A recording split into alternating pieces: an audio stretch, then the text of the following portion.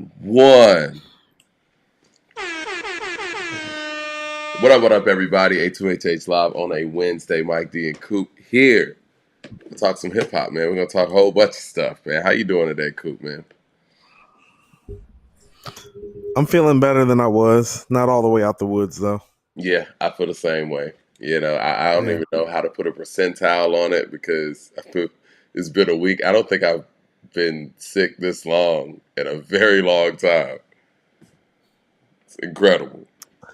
Yeah, man. It's one of those things that makes me think about changing my diet, which I've already done. Like I cut red meat out of my diet.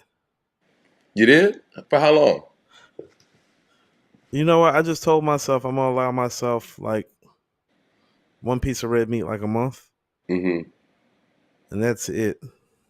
Do you even do that now, or you just start it like that and just don't do it at all? No, I just had my moment a few days ago. Gotcha. But now that I'm finding that since I don't do it, like when not eating the red meat, way more energy. Yeah, Um, and I feel a little bit funny now when I do eat it. Like my body's not processing it exactly. the same. It's crazy how your Yeah. body reacts when you change up things like that. But yeah, shout out to everybody in the room. Thumbs up in the chat. Listen, man. When I heard the Go. school What you want break, to talk about? Where I we? mean, we're I'm gonna about to say start where we off with the starting. sports stuff, but I just want to say, when I heard the Schoolboy Q Friday, first thing I thought was like, man, I wonder what Coop thinks about this because I have my ideas, but I know you're a Schoolboy Q guy. Like, and I'm a fan of Schoolboy Damn. Q too, but that's your guy. And It is. I hear people out here saying it's mid and this and that, which I don't agree with. I've always been on this show talking about his production choices and how dope I think his production choices are. But we're gonna get to that. I know we can go down a whole rabbit hole with that album. But First do of you all, have something to kind of give people a teaser before we get into that on your thoughts? I when I finally like okay, so just real quick, the Yeah. first two times I heard the album, like I've been helping somebody out with something that's really in need of some help right now, and so the first two times that I listened to it with somebody else around, and I thought what I was hearing was really good, but I didn't get that full like solo listen by myself that I was listening like I'm used to getting, Mike. Uh-huh. Oh, I got it today. All y'all people talking about this mid are tripping, and we're gonna talk about why. Okay. Okay. Cool. Cool. Russell Wilson got cut from the Broncos. He made a full out Good. statement. That happened Monday. His statement was the way he positioned the statement, and I'm not trying to be funny or anything, you would think he was with the team for like 8 years. But no, he was like, I don't want to get all into it, but it was almost like, I raised my family here, and, we grew here, No, you and it didn't. felt like it was a very long term thing. And that's just Russell Wilson. He's a stand up A+ guy in that way, A+ character guy, as they would say in the NFL. But two things here. Do you think that he has any game left in him? And who do you think will pick him up? I do think that there's some game left. If you actually go look at his numbers the last 2 years, the numbers outside of the team's record isn't terrible. The only thing that's terrible really attached to his name the last 2 years is the record. His stats are actually pretty good, Mike. They're not like his let Russ cook stats, but they're average to above average.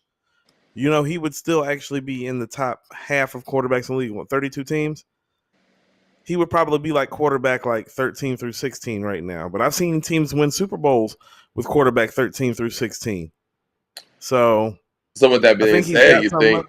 you think it'll be a team more so like an Atlanta Falcons, or you think it'll be a team that's a lot closer that he'll end up being a part of? As far as the Falcons are concerned, I hope they get Justin Field. Real quick, Mike, as far as the Panthers are concerned, they fucking suck. That sorry ass owner set up their raised ticket prices 4%. Stop going to those games. How are you going to raise the ticket prices 4% when we're the worst team in the league? You suck. Impeach the owner of the Panthers. Ha! Can we No, impeach an no. owner?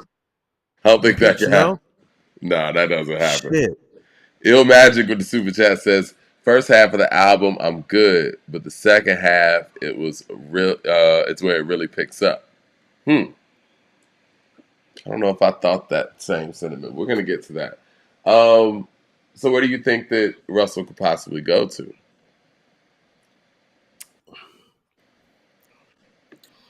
Patriots need a quarterback, and I think they should trade their Right. draft capital.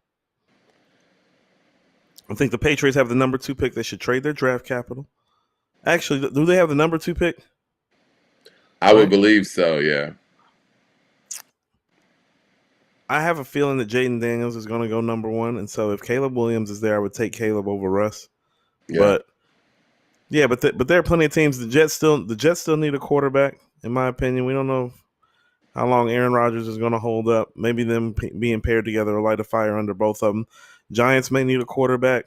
Redskins always need. I mean, Commanders, they always need a quarterback. Right. Um, there's a lot of teams out there that could use some help, Mike.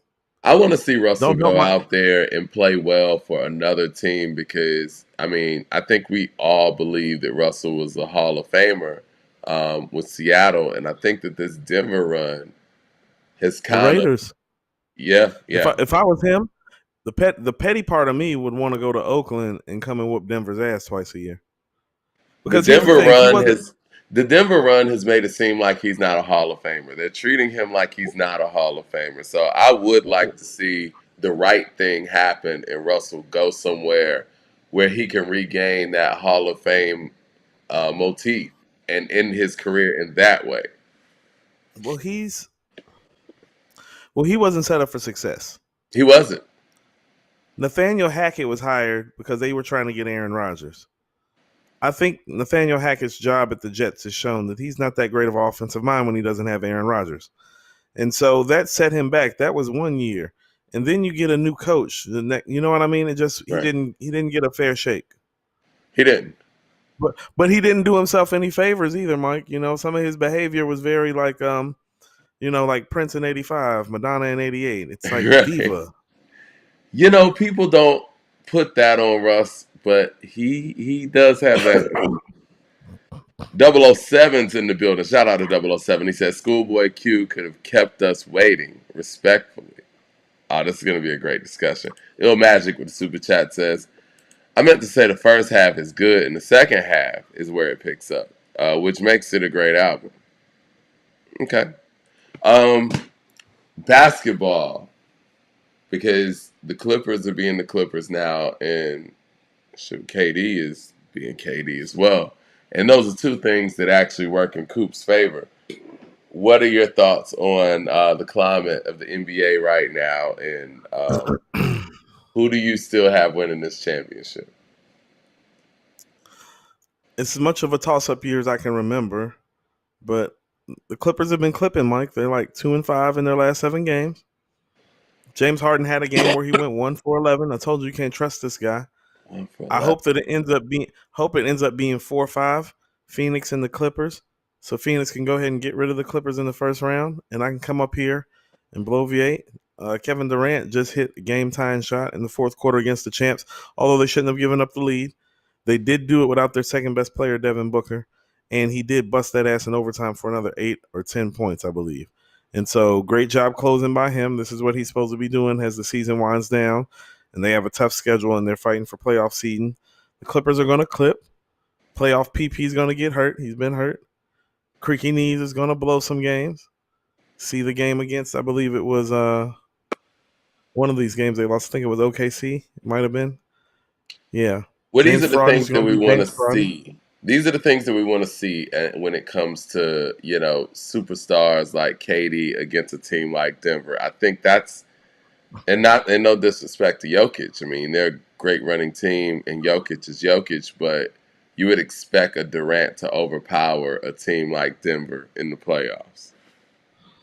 No, Jokic is all time great. I don't know if He he's three is. MVP great.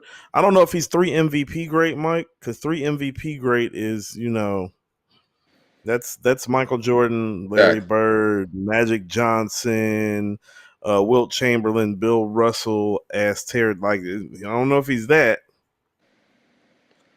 I mean, what I'm saying though, it's like you're right. It's not that. I look at him like, and Malone's another great player. I always expected Michael Jordan to beat Malone when they were head up, right? And I look at KD as more of a Michael Jordan type of figure and him as more of a Malone type of figure. I mean, I think what he showed is that, like when Phoenix is healthy, like I would look out still. Yeah. Denver's proven themselves to be vulnerable, and the Minnesota and OKC, like it's different in the playoffs. They're still young. I think they might be a year away. OKC looks frightening at times, but I still think they might be a year away. And so, and I think the Clippers are going to go clipping.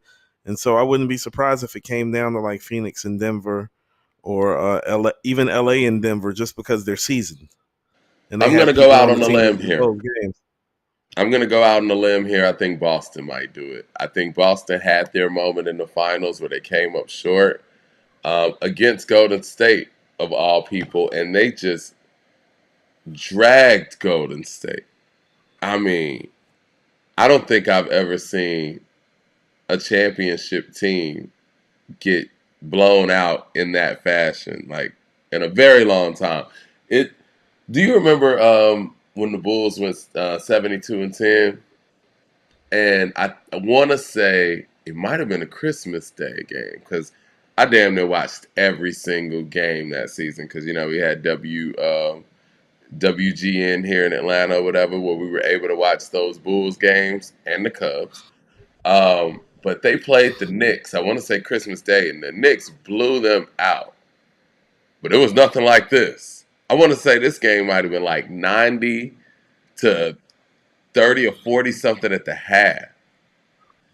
Yeah, I think they said that Boston had 82 points at halftime, and Golden State had 88 points after the third quarter it ended. My So God. it was pretty bad. It's rare that I think when I last checked, it's like they were like when I stopped looking, they were like 15 to 22 from three. Boston was like shooting like 65% from three isn't realistic for It's one. it's not. Can't Steph sustain that. had Steph had an uncharacteristically bad game. Like by his standards, especially like in big game and big stage moments. And quite frankly, Mike, I mean, the team's just not as good as it used to be. Like, like Draymond is a flash player at this point. Draymond and Clay are flash players. Like, they can flash for a quarter or two, Does but Draymond still get, play? I thought he commentates. Like I see him more off the court than I do on the court with the no, podcast. he's still out there ball. I don't He's think I've still ever he's seen an active player in a suit on television with commentators more than I've ever seen with Draymond. That doesn't happen. it's because he's always suspended, Mike. But it He's is. like, you know what? I'm suspended from basketball today. Let me go commentate real quick. Right. But quite frankly, Clay and Draymond don't impact the game the No, way that they used to. Boston got unusually hot.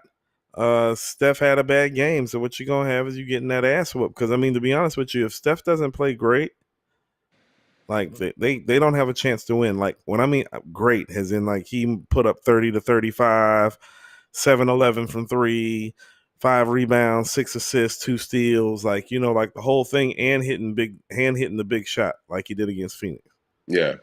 OG Weston Yeah. with the super chat says, "Yo, too many transitions on the Q album. A few songs I like. Thank God for Me. Love that record too. Lovebirds, Ohio sounded great with the original flow. A 3.75.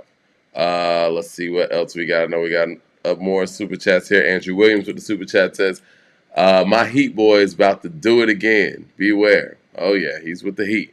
36 Chambers with the super chat says, transitions on the Q album are its strength, in my opinion. Too many weak projects this past year. They all sound the same. Variety is the spice of life, and Q showed the growth and skills on this project. 4.255. Okay. Andrew Williams with another super chat says, The Heat will keep the game close versus Boston, and Boston will fold like always. Don't let the regular season Celtics fool you. I think that's a good point. I'm just hoping against hope that they are finally matured past that, woe is me that I'm not woe is me, but the wide eyed young players. I think they're veterans now.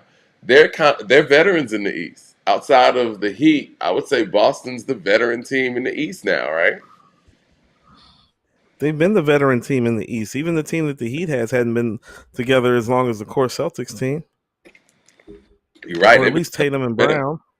They were together Like when Tatum, when LeBron was in the East. that's what I'm saying. Tatum Yeah. and Brown have been together for like 7 years now, Mike. You Like ready to eight get to the years, Schoolboy maybe. Q? Yeah. All right, let's get to the Schoolboy Q. This past Friday, Schoolboy Q dropped his Blue Lips album, highly anticipated, I would say. And I would say that it's been met with mixed reviews, just like pretty much everything it's on social media now. But we're here to actually do somewhat of a breakdown of the album, man. What were your thoughts after listening to Blue Lips? The more I listen to it, the more impressive it gets, Mike. Yeah. Yeah, the more I listen, the more impressive it gets. Um, I'm going to tell you something. This is what it felt like to me. Here's the first thing that I thought of when I listened to it. This is kind of like his Stankonia. Yeah. When I say that, I don't think people understand that for Q's albums, Mike, he takes us on a different ride every time. Very Yeah. Outkast like. You can actually tell when I thought today, it's like, man, when I listen to, if you really look at Kendrick and Schoolboy and Ab Soul, you can tell they're Dungeon Family fans because none of their projects really sound anything alike. It's always a new journey every time they come out.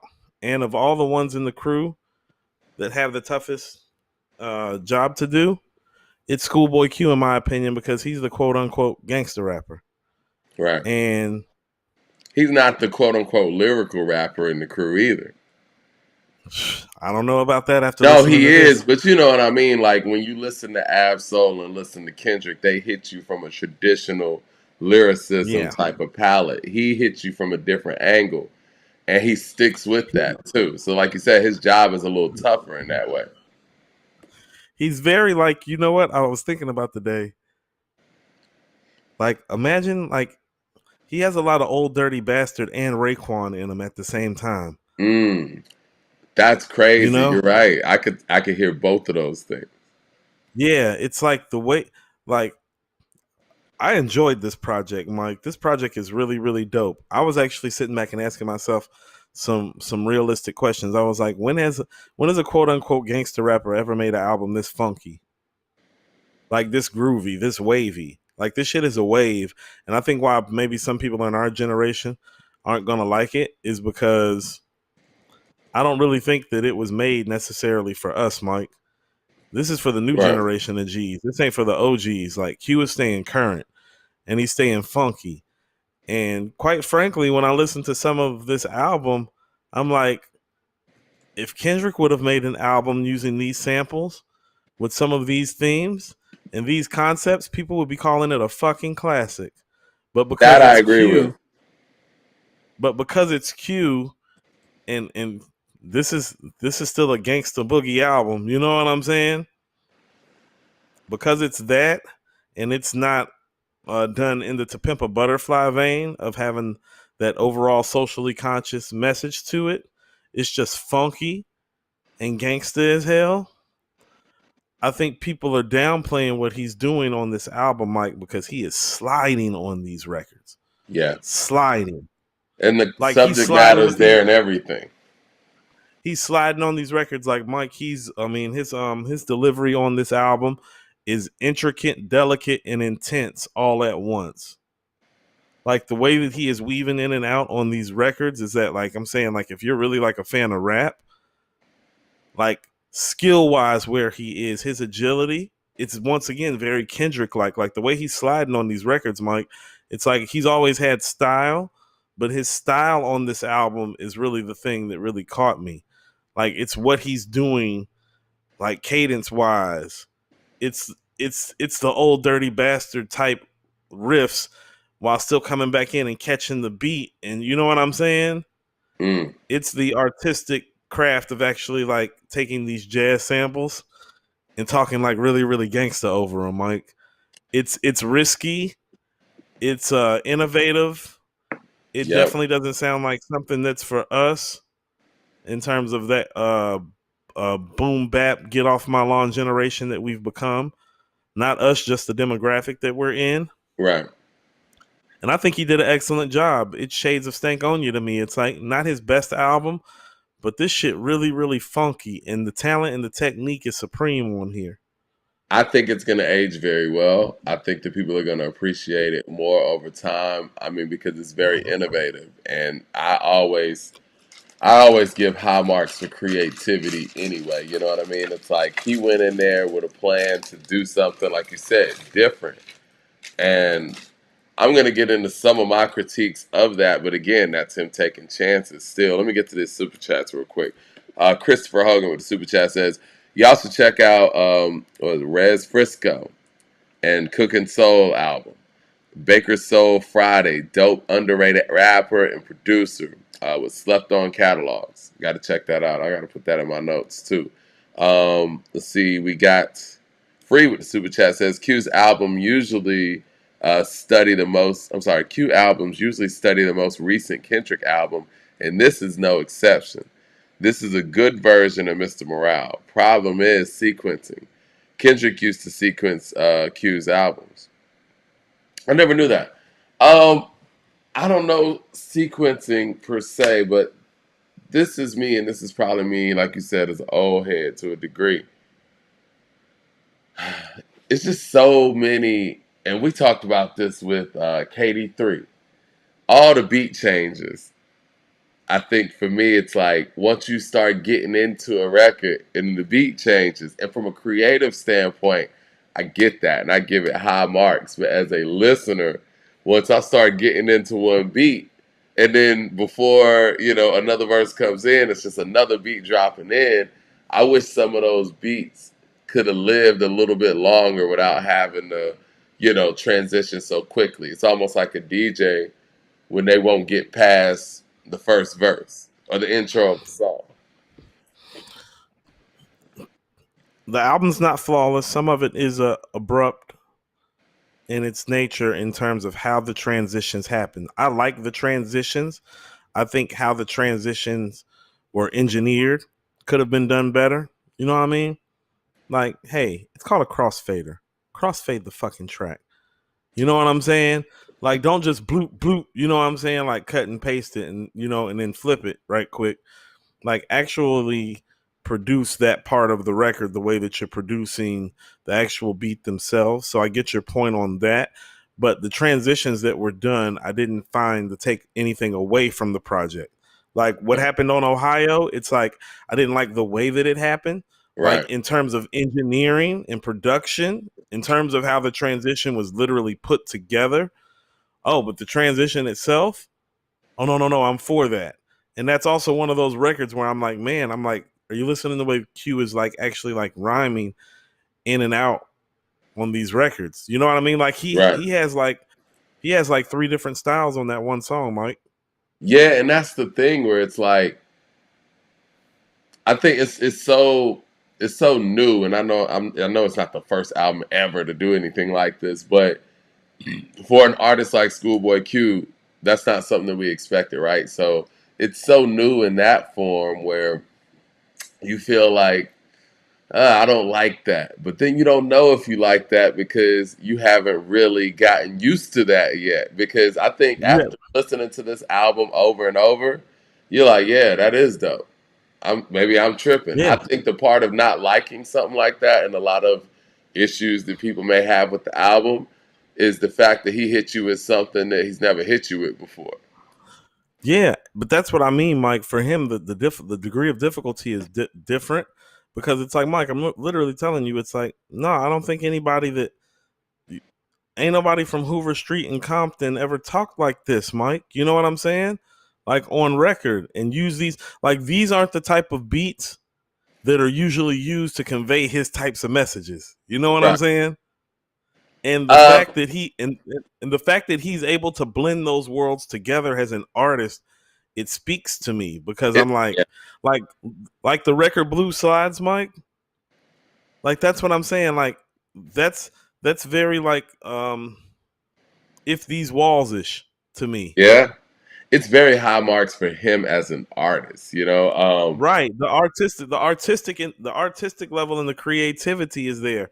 The flow is frighteningly sick on there, Mike. Like his I don't think people are listening to his flow on there. His Yep. flow is disgusting, Mike.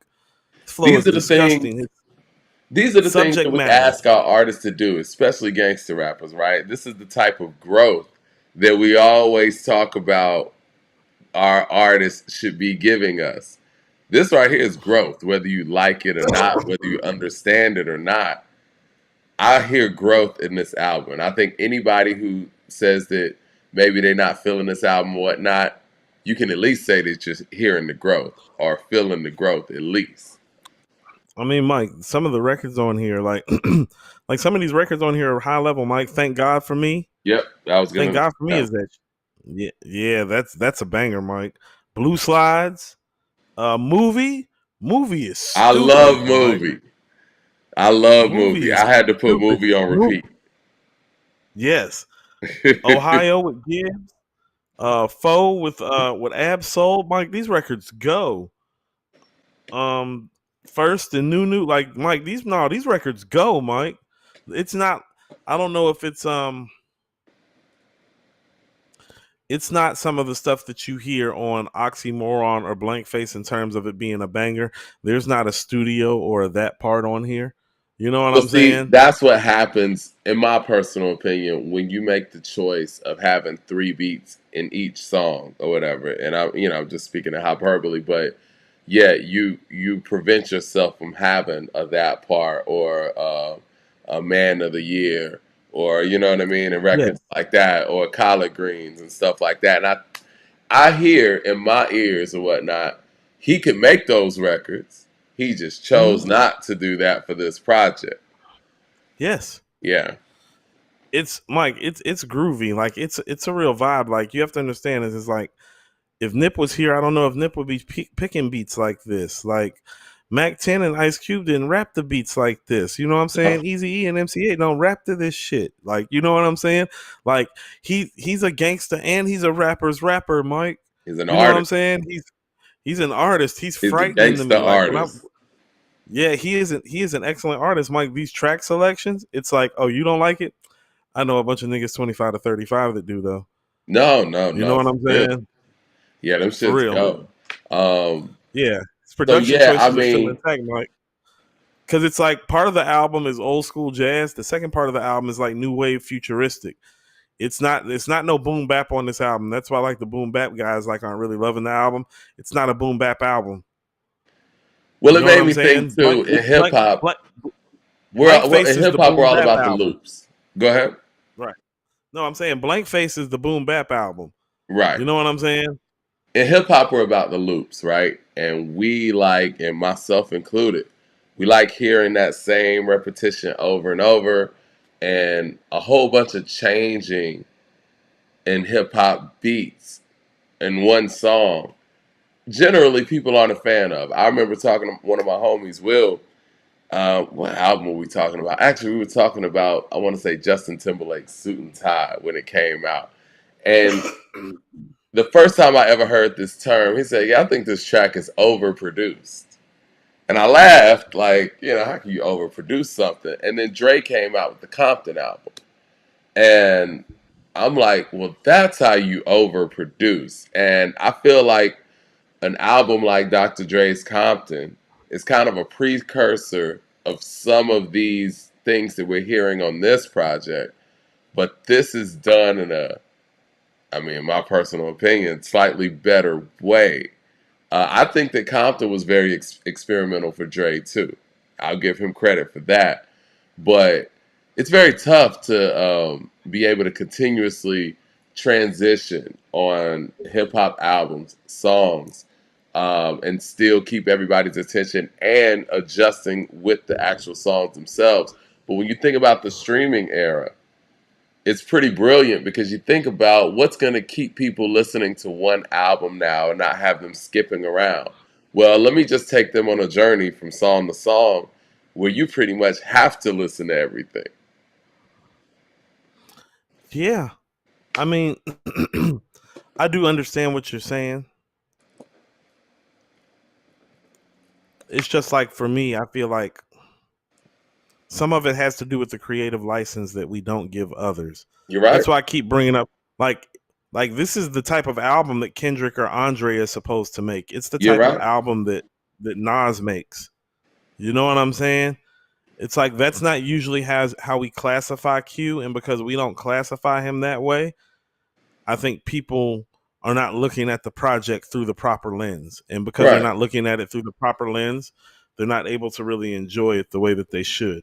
Like every time that I listen to it now, it gets a little bit more groovy and a little more gangster. It's like it's very Biggie like the way he's talking on this track. It's like, man, he's talking reckless on a wavy record.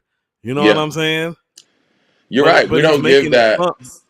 We don't give that same creative license to somebody like a Jeezy or whatever, right? Like we Right. want what That's we what I'm want from saying. them, and then we complain when it doesn't sound like growth. Right. Well, No, this this is growth. it is, Mike. I think this record sounds beautiful, man. Like there's only a couple songs. There's like maybe 2 or 3 songs on the whole album where I'm like, eh. Like still, Mike. Album's a little too long, just barely. It He did a is good job of 19. cutting shit off and mixing shit up, but there are probably about 2 or 3 records that could have been left off. But outside of that, Mike, like the middle of the album, Mike, it's some shit to like. I mean, Mike, it's some shit to party to. But he's saying something though. They Like, said Coop wearing blue today. There it is. Jermaine Johnson with the super chat says, my wow. first 2 spins were at the gym. For some reason, it was way better to me on my next 2 spins at home on the subway with more focused listening. Yep, same here. I mean, well, my first spin was, I mean, I was in traffic or whatnot, but it sounds better and better the more I listen to it. And I'm not one of those people that's trying to make myself like it either. Again, as Coop has, said on here, to have somebody that has that style of rhyming and that gangster rap persona to be this creative and make it work, I don't know if we've seen this before. These are the creative licenses, like you said, that we give a Kendrick or an Outkast or a Kanye or something. Right. So right. When they push the boundaries of what it is that they can do, we don't question it. We call it creative. We call it genius. We call it masterful. When somebody like Q does it, it's like, oh, this ain't got no bangers on it. This You is know what it. I'm saying? Right. It's like no, like that's not how it goes. You have to be fair. That's why I keep saying if somebody like I'm not saying that they make an album like this. I'm saying if somebody like a Kendrick or an Outkast or a Nas or a Black Thought make an album like this, the way that it's going to be received is going to be different. That's what I'm saying. Because Yeah. it's like if they want to take that journey, you're like, oh, look at them going somewhere they've never gone before. When Q does it, it's like, why he do that? Him and Gibbs are probably the only ones. I can see Gibbs doing something like that. You know what I mean? Um, yeah. I think Gibbs would be the other person, but I don't know if Gibbs has done that. This right here is different. Soul separately has its moments, but Gibbs is still keeping it very, very like there's still the boom bap on there. Like PYS with DJ Paul is Southern, but it's still like Southern boom bap. You know what I mean? Right. This is Album more of the out the year so box than far? Soul.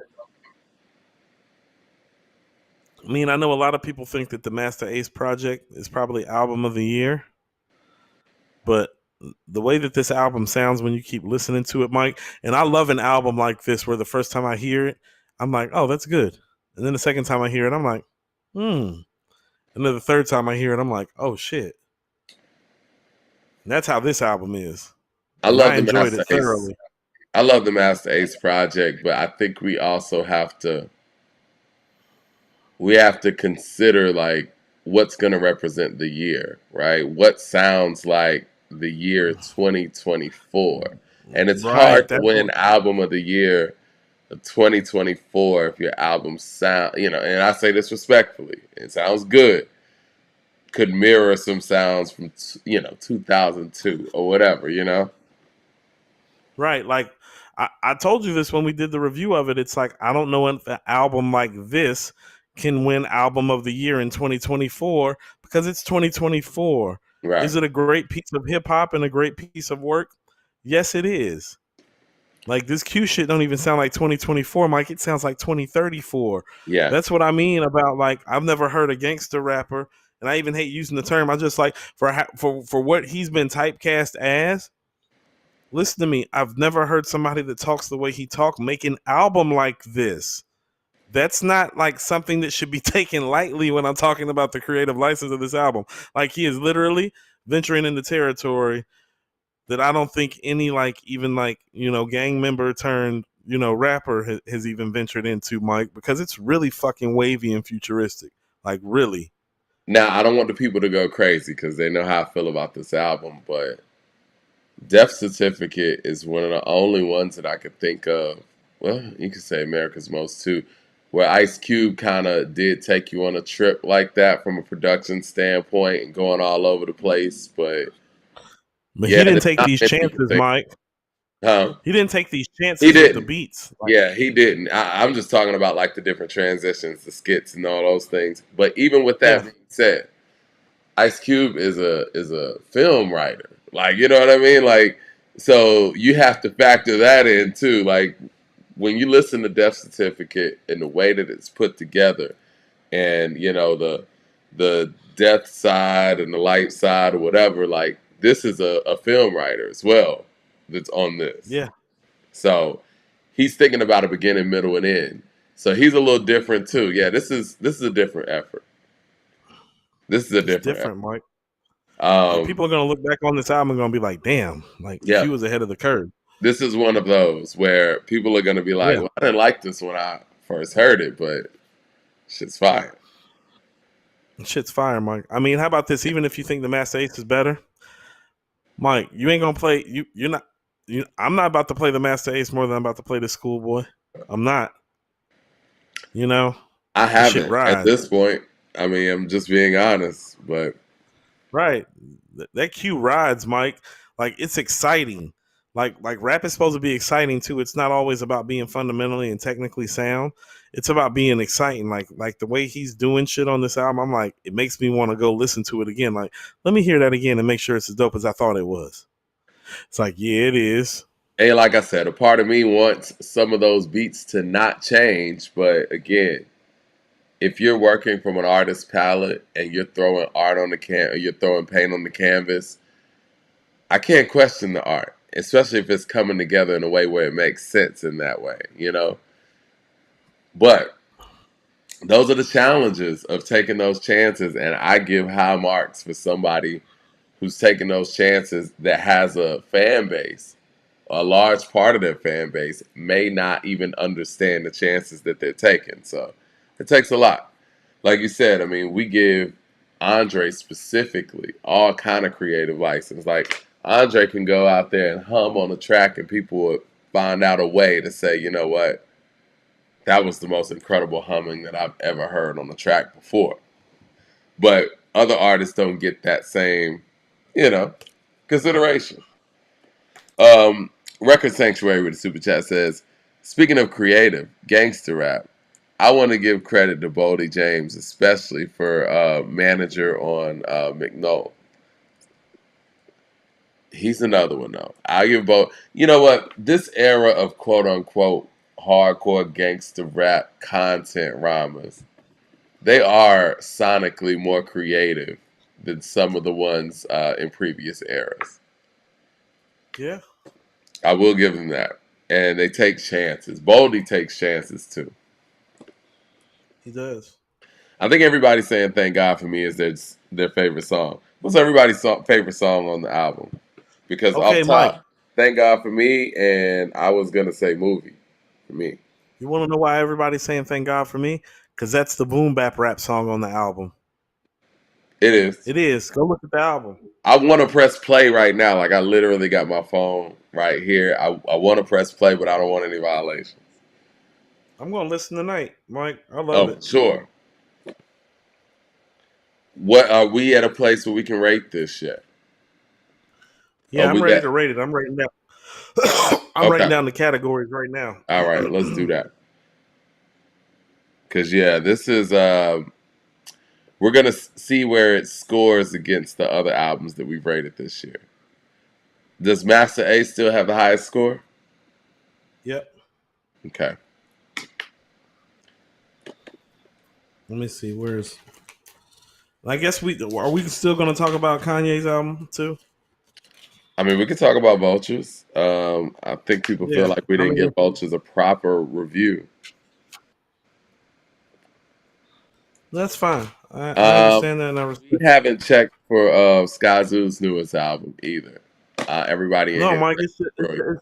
it's just that it's the Mind of Saint from last year. He just added some more tracks. It's just a deluxe version. Oh, is that what it is? Oh, the Mind of Saint was dope. Yeah, But no, we're not gonna, you know, we're not gonna put deluxes in the album of the year category because that was January of last year. So correct. Christopher Started Hogan with off the our year super, last year. yeah, Christopher Hogan with the super chat says Hit Boy is a better rapper personally than Q to me. What? Hold on. Hit Boy is a better rapper personally than Q to me. Okay. Shout out to I Hit think Boy. that's wild. I think that's wild, Christopher Hogan. I So I think put up a that's wild. poll. I asked people what they thought of the album. Was it great, good, okay, or trash? We got 27% at great. We got 98 votes, by the way. We got 33% at good. We got 31% at okay, and 10% at trash. What do you think about that? I think it's more proof positive that people don't know what they're talking about. They should be ashamed of themselves. It's very Like this is balanced, one of though. those. This 27% at album. great, 32% at good, 30% at okay. It's like so balanced. I don't know what to think about that. I think that's what I'm saying is like people really need to go and listen. Like you're afraid of what you don't know, Mike. You know what I'm saying? Yeah, And people don't know gangster rappers to make albums like this. yeah, Like when I was listening to it, I was like, man, I was like, this some Kendrick shit, but a little more gangster and a little more funky. Well, way more gangster and way more funky. yeah. Yeah, that's kind of what these stats tell. Well, not stats, but this poll tells me too. It's like there's a few people that want to say it's great. Good is winning the whole thing, right? With 33%. Yeah, And 29% say okay. And I think the people that are saying it's okay haven't fully grasped it yet.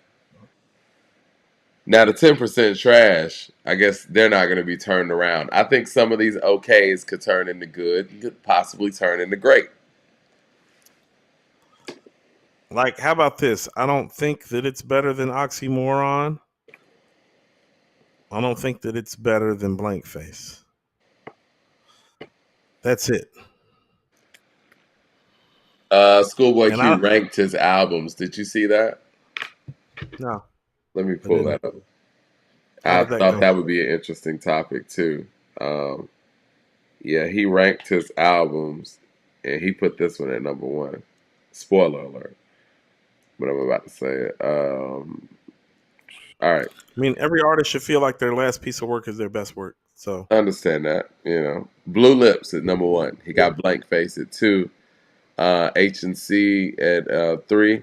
Oxymoron at four. Crash Talk at five. Setbacks at six.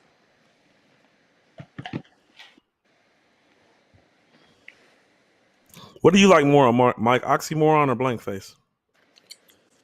Oxymoron.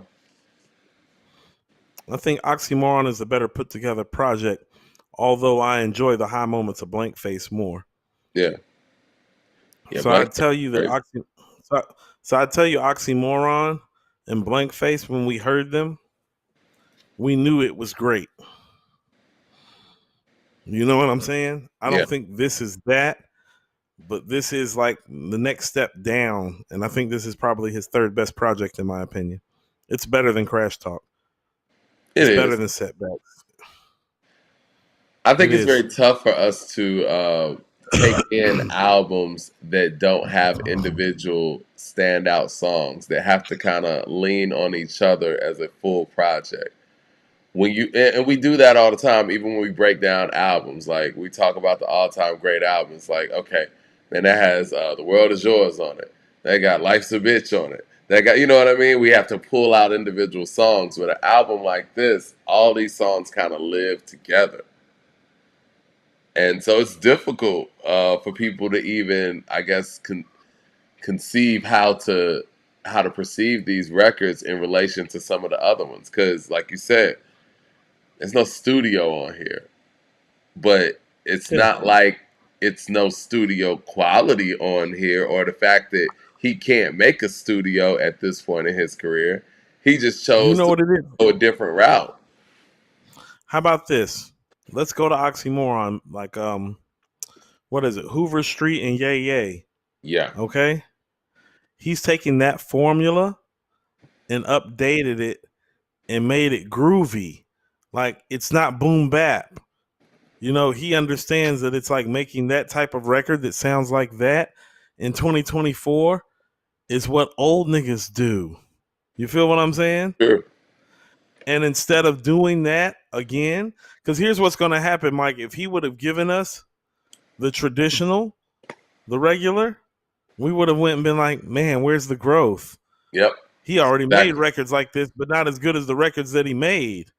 And so Yep. he went and found a new wave and he wrote it. And that's what I do like about it. It is very Outkast like in that regard. He's not holding on to any of his laurels from any of his previous projects, any of his previous hit records. He's not hanging his hat on that. He's hanging his hat on his artistry because he's an artist. Yeah, and Like if that's you what he's want to hanging his hat continue, on. and I hate to say it, but if you want to continue to grow as an artist, you do have to fight that tendency to go back into your old bag. Like think about our classic artists, and even when we were growing up, and the artists that our parents listened to, and that were still going out on tour in their 40s, 50s, and 60s. They're performing the same records that they made when they were 20 something, right? This is Yeah. what people are expecting from them. They're not expecting them to give them any of their new stuff. You can't grow anymore as an artist once you reach that threshold of people putting you in that old nigga category, unfortunately. Once you're in that category, the growth stops. Um, Busta Rhymes, his tour just got canceled. Um, and many people, and just in different circles, are thinking like, okay, well, is Busta a headliner? Really? Like, or was he ever a headliner? Because when he did the Wu and Nas thing, he was, one of the opening acts in that. Um, is it time for Busta to just get on, just swallow your pride in that sense, and get on one of these tours with the OGs? Because even with the new album that just dropped, the critiques was trying to be too young and it was inauthentic. At what point does an artist say, you know what? From a creative standpoint, I'm just not there anymore. Let me just go into what people like. I got to get the people what they want. Okay, so let's juxtapose it to what Q just did. Buster's got the right idea. He just keeps getting in the wrong bag. Like Q's bag is new. You know what I'm saying? Because he's really in Buster's tune. bag, cause yeah, you gotta stay. Like, how about this, Mike? He may not have recorded a project in about what 4 or 5 years, but you can tell he stayed plugged into the scene. Right. Like, I can hear these records. Like, Firsthand. how about this? Firsthand, I can hear these records playing at night in spots where I know typically like my 20 and 30-year-old friends frequent. Mike, I'm going to hear this stuff on Blue Lips. I am. That's what I'm saying. Is like, no, he didn't make it for his set. He didn't make it for us. Like, because he probably thinks like this. You got oxymoron. You got blank face. Stop crying and go listen to that shit if you don't want to hear this.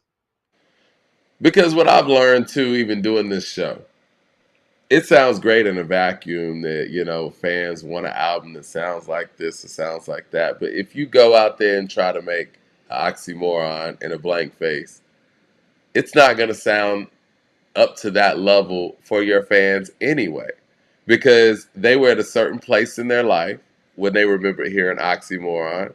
And you could make the album that sounds to the same level of quality, possibly even greater, but it won't have that same impact to them anyway. So you got to do something different.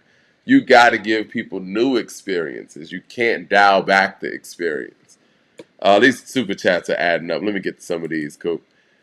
Christopher Hogan says, Q can rap, but his flow is weird to me. Yeah, that's him being an artist. It's like E40, man. Like, people say his flow is weird. Shout out to Jay Short. Oh, his flow's better than 40s, Mike. Shout out to Jay Short. West Coast in the building. He said, hey, fellas, good to catch you live. I still think Soul Separately is a benchmark for the quote-unquote new commercial gangster rap album. Has Schoolboy surpassed Game as the best MC post-2005? The best West MC post-2005. Well, Jay Short, you didn't even include Kendrick, so that just tells me everything. Jay Short's from the West Coast, too, for the people who, don't know and are just now entering our live for the first time. What do you think about that question? On some rap shit, I prefer to hear Q over Game, but I don't think he's better than Game overall. Does that make sense? I got you. I think Q, as an individual artist and as a creative, you could give him points over Game, but just bar for bar on the mic, I still got Game on that. Yeah. The one thing that... And he hasn't made enough albums to fuck with Game. Yeah. Game has a lot of help sometimes. That's the only critique of Game. And I don't want to sound like I'm critiquing a lot of albums, Mike. He does. He's got a lot of albums too. I just want to be balanced. Like he goes to work, Mike. The best ability is availability. Yeah, the Game doesn't play. He's available to make this gangster shit, Mike. 007 with the $20 super chat showing love. He says, guys, the project just doesn't hit like that. There's too much going on, coupled with trying to find and keep a new created sound vibe going on here. I'm not asking for 100% boom bap. I'm just asking for quality. This ain't it. What would you say to 007 on that? I think he just needs to listen and give it time. I think the people that don't like it in time are going to go back and be like, oh, that's what it sounds like. Like Mike, this album almost sounds like something a 25-year-old would make in terms of the sounds that he chose. That's what I mean. And so it wasn't like he had to, not to cut you off, but that's a great point. It's not like he had to do what Busta did and litter it with a whole bunch of young people to do so. He didn't do that. That's what I mean about how he's not in the right bag. It's just like, Busta is trying to like use the younger generation from the perspective of actually using the artists. It's like, no, like you need to get with the wave that they're riding on. Like stylistically speaking, this is more for a modern day rap fan, not a traditional rap fan. It's impressive that he was able to organically dig into that bag that successfully too. But it always throws your fan base off when an artist does something like that. Mike, just the rap fan in me, the flows on here are stellar over these beats, Mike. The way he's weaving on these tracks is stellar. It's not good. It's stellar. You remember crawling on these motherfuckers, Mike? Yeah. You remember when Common made Nobody Smiling? Yeah. I think that was his. Well, I mean, he said it. That was his. That was him trying to actually reach out to the youth in Chicago and the sounds and the sonics that were going on at that time. And that's not easy to do. And I will give Common this. He's taken chances as an artist in his catalog.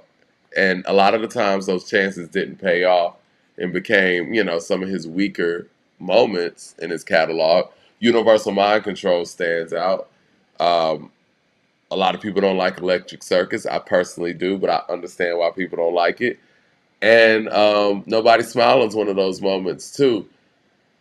it's not easy to go out there and tap into something that just isn't naturally organic to you and your upbringing.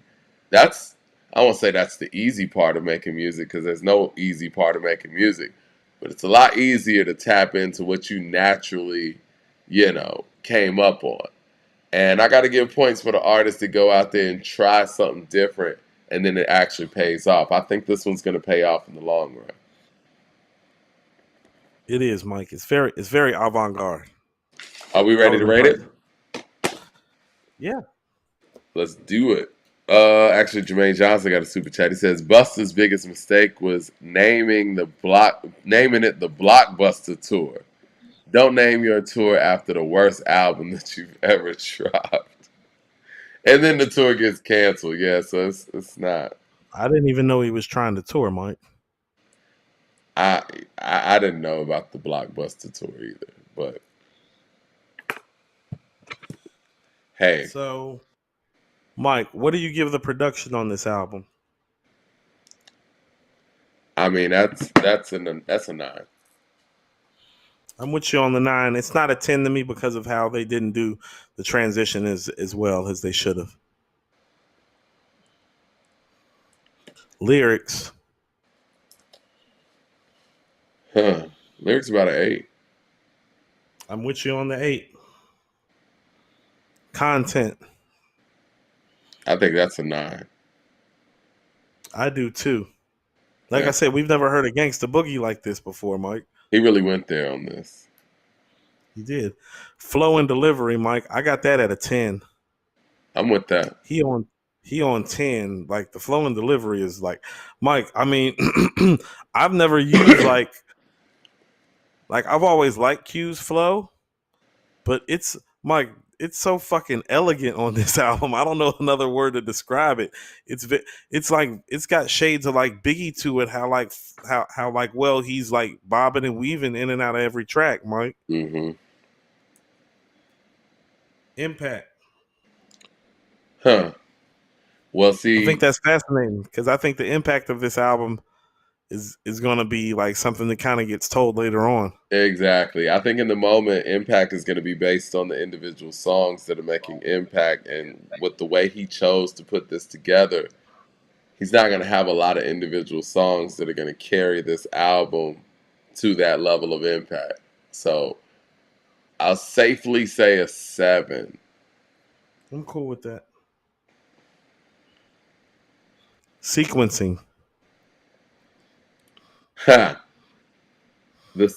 Like you said earlier, the sequencing was good, but my issue was how things had to be sequenced in the first place. So I can't say the sequencing is bad, but certain sequencing was overused and unneeded in my personal opinion. So with that being said, and it's also very, very, very difficult to have to sequence all these sounds, all these concepts, all of that. Like, so it's not like you're Right. sequencing beat to beat. You're sequencing all kind of shit. So even with that being said, I'll say about an 8. I'm with you on the 8. What did you think about the hook game on here? Huh. I guess I never really thought about that. That's what I mean. That's what I mean about how he's sliding, Mike. You know, a lot of this shit is hook work on here. It He's is. sliding though, so it seems like it's verses. No, these are the hooks. Huh. Off the top of my head, that may be an 8 as well. What do you think? I got it at a 9. Okay. You want to meet in the middle at 8.5? We could do that.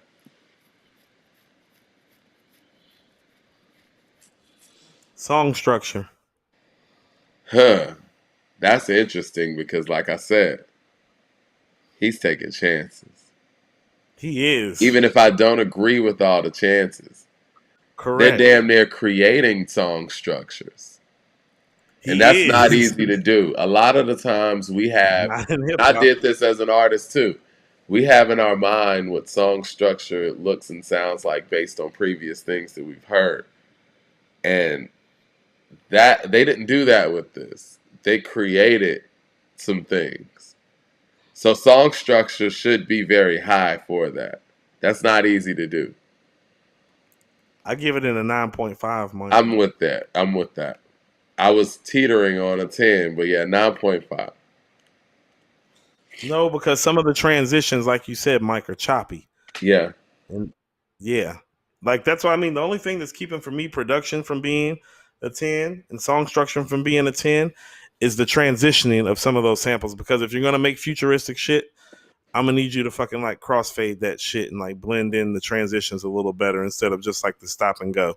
Like if the stop and go is intentional, that's fine, but it's also a misstep and probably about the biggest misstep of this album because this album's great, Mike. I mean, based on the numbers that we're putting out there, it sounds like it's going to add up to being that. Chris with the super chat says, "Nah, cool, Mike. What really is going on here is that Nas, the old man, has set a very high bar." I'm glad you mentioned Nas. So yeah, I guess we got to look at. We should throw King's Disease 3 into this criteria one day. Andre Shashir with the super chat says, "I listened to it 5 times, and it wasn't a bad album at all, but it's just not for me." Yeah, Mike, he's got album of the year so far. He got 69 out of 80, which is 86%, which is 3% higher than the Master Ace. 86%. Yeah. It's pretty good. That's what I mean. This is Pretty why I good. like doing the grading scale this way because it's like, nah, people be trying to make it seem like shit's a classic. It's like, understand it's the album of the year. We still don't have an A, though. We should throw Got some King's B. Disease 3 into this grading scale one day. I mean, we can do it right now if you really want to, Sure, Mike. why not? I was thinking, like, you know what? Let's do it right now, especially since Stephen A. just said that he got Eminem over Nas because of consistency. We'll throw That's ridiculous. Eminem's Kamikaze in there too. Whatever. Production. I mean, production on KD3. What do the people think? I think it can't be anything lower than maybe a 9.5. Is it a 10? The only beat that I don't love on KD3 is the bonus song, and that's a bonus song, and that's something for the Mets. And Yeah, about to say I don't love the first beat like that either. The intro 9.5. 9.5. Lyrics. That's a 10. Now that's a 10. It really is. That's a 10. Content. Huh. Thinking Michael and Quincy. Legit. Legit. You know what? Fun.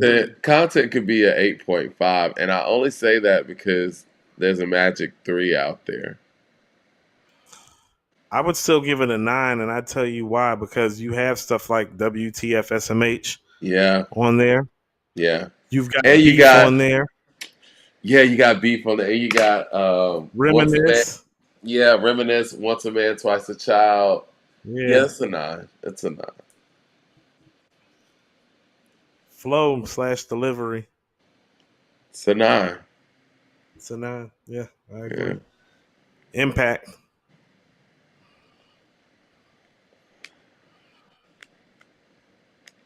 That's I think interesting. it's the over. I'm about to say, you want to know what I think that it is just in hip hop terms, Mike? Magic and KD3 are if you're saying that Nas is the greatest MC of all time, you can go to Magic and KD3 and be like, when anybody else made something this great this late? Well, I mean, It's I'm thinking about 30 when you were at the Garden. You know what I'm saying? Like, 30 is crazy. yeah, and I think the impact is heavy. Actually, we're talking about a guy who made Illmatic in '94. This is Yeah, 20. That was 2022, right? yeah. Um, I think that's 22 years old. 9, man. I'm with you on that. Sequencing. I I think the sequencing's a 10. I think so too. I was gonna say that's a big strength in the album. It is. It's a 10. The sequencing is a 10. Yeah. Hooks. Huh.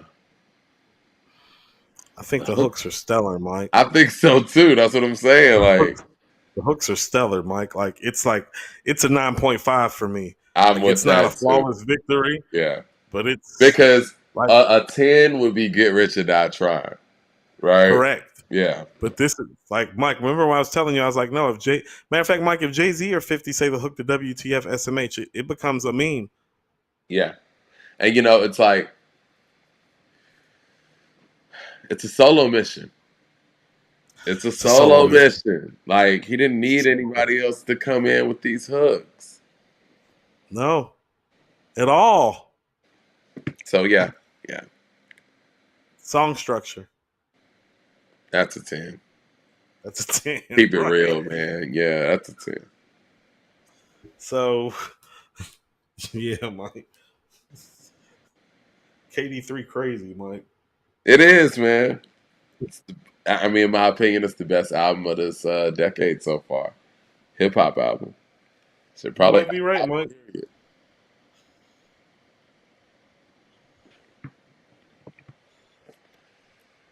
Yeah, Mike. It got 76 out of 80. It got a 95. There it is. That's what a 95 looks like. Okay.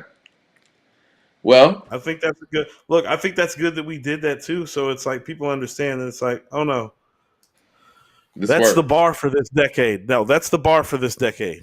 Yeah, it is. Mike, I was Um, listening to speech. Just real quick, I was listening to Speechless the other day, and I was just like, yeah. Speechless top 5 song from the run. Mm. Mall 7 Speechless with a top super 5. chat. It says, I used to say that Thun was the best song on KD3, but I'm going back and forth with WTF SMH is better. It says he was dropping insightful jewels after jewels. Yeah. That's what a great album is, man. Yeah. That's I said it's the most complete album of this era, but it's the best hip hop album of this era, easily. We need to figure out what our number 2 is. I guess we could throw not so separately. We could do that too. Put cheat codes in there also at some point, Both of just to those see. albums are probably gonna. Those albums are gonna come somewhere between like 89 and 92. They're I not was gonna get thinking that 95. too. Yeah, something like Yeah. that, man. Black Thought is fucking crazy on cheat codes. Lyrics Like how about 10. yeah lyrics? I mean it might be his best manifesto, Mike, as a lyricist. Man, That's saying a listen, lot. and that's why, like, when we're talking about songs, especially new songs, and I know it's easy for us to go back to the '90s and this and that, but when you look at what he did on Aquamarine, man, like that's all time greatness right there. No matter what era we're talking about, you could be talking It's about Let the Rhythm crazy. Hit 'Em era. You could be talking about Who Shot Ya era. Aquamarine is special. Yeah, special, special. So is No Gold Teeth, Mike. What did you think about Nelly saying that his era was the toughest era in hip hop? Did you see that? He's talking about Mike, 1999 to like 2009, 2010 ish. those are lies. Well, let me clarify. I don't want to not clarify, but let me give the full context of what he was saying. He's talking about chart positioning, and he was talking about how this is what he said. He said him. It was him. He had to go against DMX, Jay Z. Um, he mentioned Eminem, and I'm gonna get to that in a second. Lil Ja Wayne. Rule, He didn't Ludacris, mention Ja Rule, but 50. Ja is one of those. Yeah. 50 Cent. But yeah, this is when hip hop really start scoring high on the charts. He mentioned Luda too. And he was just talking about how difficult it was for a rapper to get number one at that time because it was so much competition out there. And I think he's speaking about from a commercial standpoint. And I think that could be fair to a certain If we're extent. talking about making commercially viable records for the masses, and being the number one selling rap artist, then yes. Yeah, if we're But talking that's about only Billboard, because right, but that's only because of the foundation laid though. you're Like right. the foundation got laid for you to do that. That doesn't make it the most competitive era per se. That makes it the most competitive era for a particular category. Because I think everybody knows that, like on some rap shit, it's like, well, Rakim, Cool G Rap, and Big Daddy Kane and KRS One, like and Slick Rick, all existed around the same time, Mike. The Exactly. same time. It gets no more competitive than that. The In same public, time, Mike. in Public They're Enemy. I'm about to say, and Chuck D is around. Yeah, A young Ice Cube and a young Scarface are around. yeah. That on some rap shit is the most competitive time. Now you know where I take issue with what Nelly said. Oh, go ahead. I don't think Eminem's a part of that conversation. And I went and did some research really quick because Nelly's talking about, rappers being number one on the Billboard, right? And I went and did some research, and Eminem didn't get his first number one rap record on Billboard. Into what year you think? Give me a guess. I would think that the record would be "Lose Yourself." No, that was actually number two on the rap charts. Wow, that never went to number one. Eminem's not a rap chart guy. He's a pop chart guy. It was number one on pop charts. So, what's his first number one rap song, Mike? His first number one song on the rap charts was in 2010 with Love the Way You Lie. And Really? and yes, and in Nelly's case, you know how many songs he has on the rap charts? Number one? Probably six. Six. Yes, he does. Six. Yeah. Country Grammar, Dilemma, Grills, Hot in Here, Air Force Ones, and Shake Your Tail Feather. And once Yeah. again, proving my point, hip hop radio or hip hop period has never played Eminem like that. He's a pop artist that raps, and that's cool. But I understand what Nelly was saying, but when you throw him in the mix like that, it kind of makes people who weren't there feel like, oh man, yeah, Nelly was competing with spots against Luda, DMX, Jay Z. It wasn't like that. Eminem's playing in a different space. Eminem's competing more so with the Limp Bizkit at the time. He's competing more Oh, so with the. hold on, Mike. Hold on, Mike. How many top five rap songs does he have though? Eminem. Let me Can you see. look that up right quick? Let's see. I'll I'm pull it up. fascinated because like Mike, as a tennis fan, I understand that there are players like a Gael Monfils, and Monfils was never like Nadal or Federer or Djokovic, but he was there for some years. Right. Made some finals, made a lot of semi and quarterfinals. Yeah, I'll pull up the whole stat. even But Andy yeah, Roddick, Mike, who won one major and then kept losing to Nadal and Federer and Djokovic. Like there are players like that out here, Mike. That's why I say it's like, no, is he like top 5 or 10? No, but is he great? Yes. because it's like How many this. top 5 rap songs does he have? No, I'm about to pull it up right now. It's like this. You know how like when Justin Bieber was upset that he wasn't getting put in the R&B categories? It's like, dude, if you get put in the R&B categories with the level of popularity you have, I don't want to say it's not fair, but it's not going to be a clear assessment because now we got to look at how much play did you get on an R&B platform. You can't just not get play on hip hop outlets, hip hop platforms, and then utilize your numbers from other platforms that aren't hip hop to show your hip hop greatness. You know what I mean?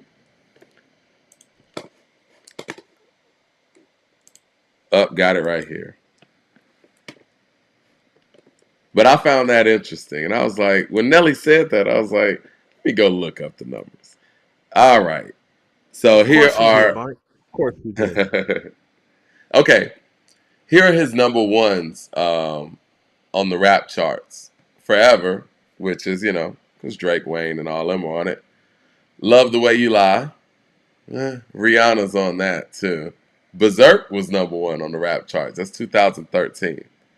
The Monster. That was number one. That's 2013. Rihanna's on there too. Rap God. Now, stuff from the time period that Nelly's speaking about, Lose Yourself was But he's number got two. five. Hold on, he's got five number ones, Mike. He does, but not in that era that Nelly's talking about. Nelly's talking about 99 to 2009. But he's got But five number ones, Mike. Keep going. when radio didn't matter anymore. But yeah. Um, Lose Yourself was number two. That's 2002. Kill Shot was number two. Interesting. Homicide is number two. I don't even know what song that is. Godzilla number three. Crack a Bottle number four. Survival number four. But these are songs, Coop, that you wouldn't even expect, right? The songs that we know Crack, him from crack a aren't on bottle's pretty rap dope. charts. Huh? Crack a bottle's pretty dope. Crack a You like bottle's Crack a pretty dope. Bottle? I actually like Yeah. Survival, to be honest.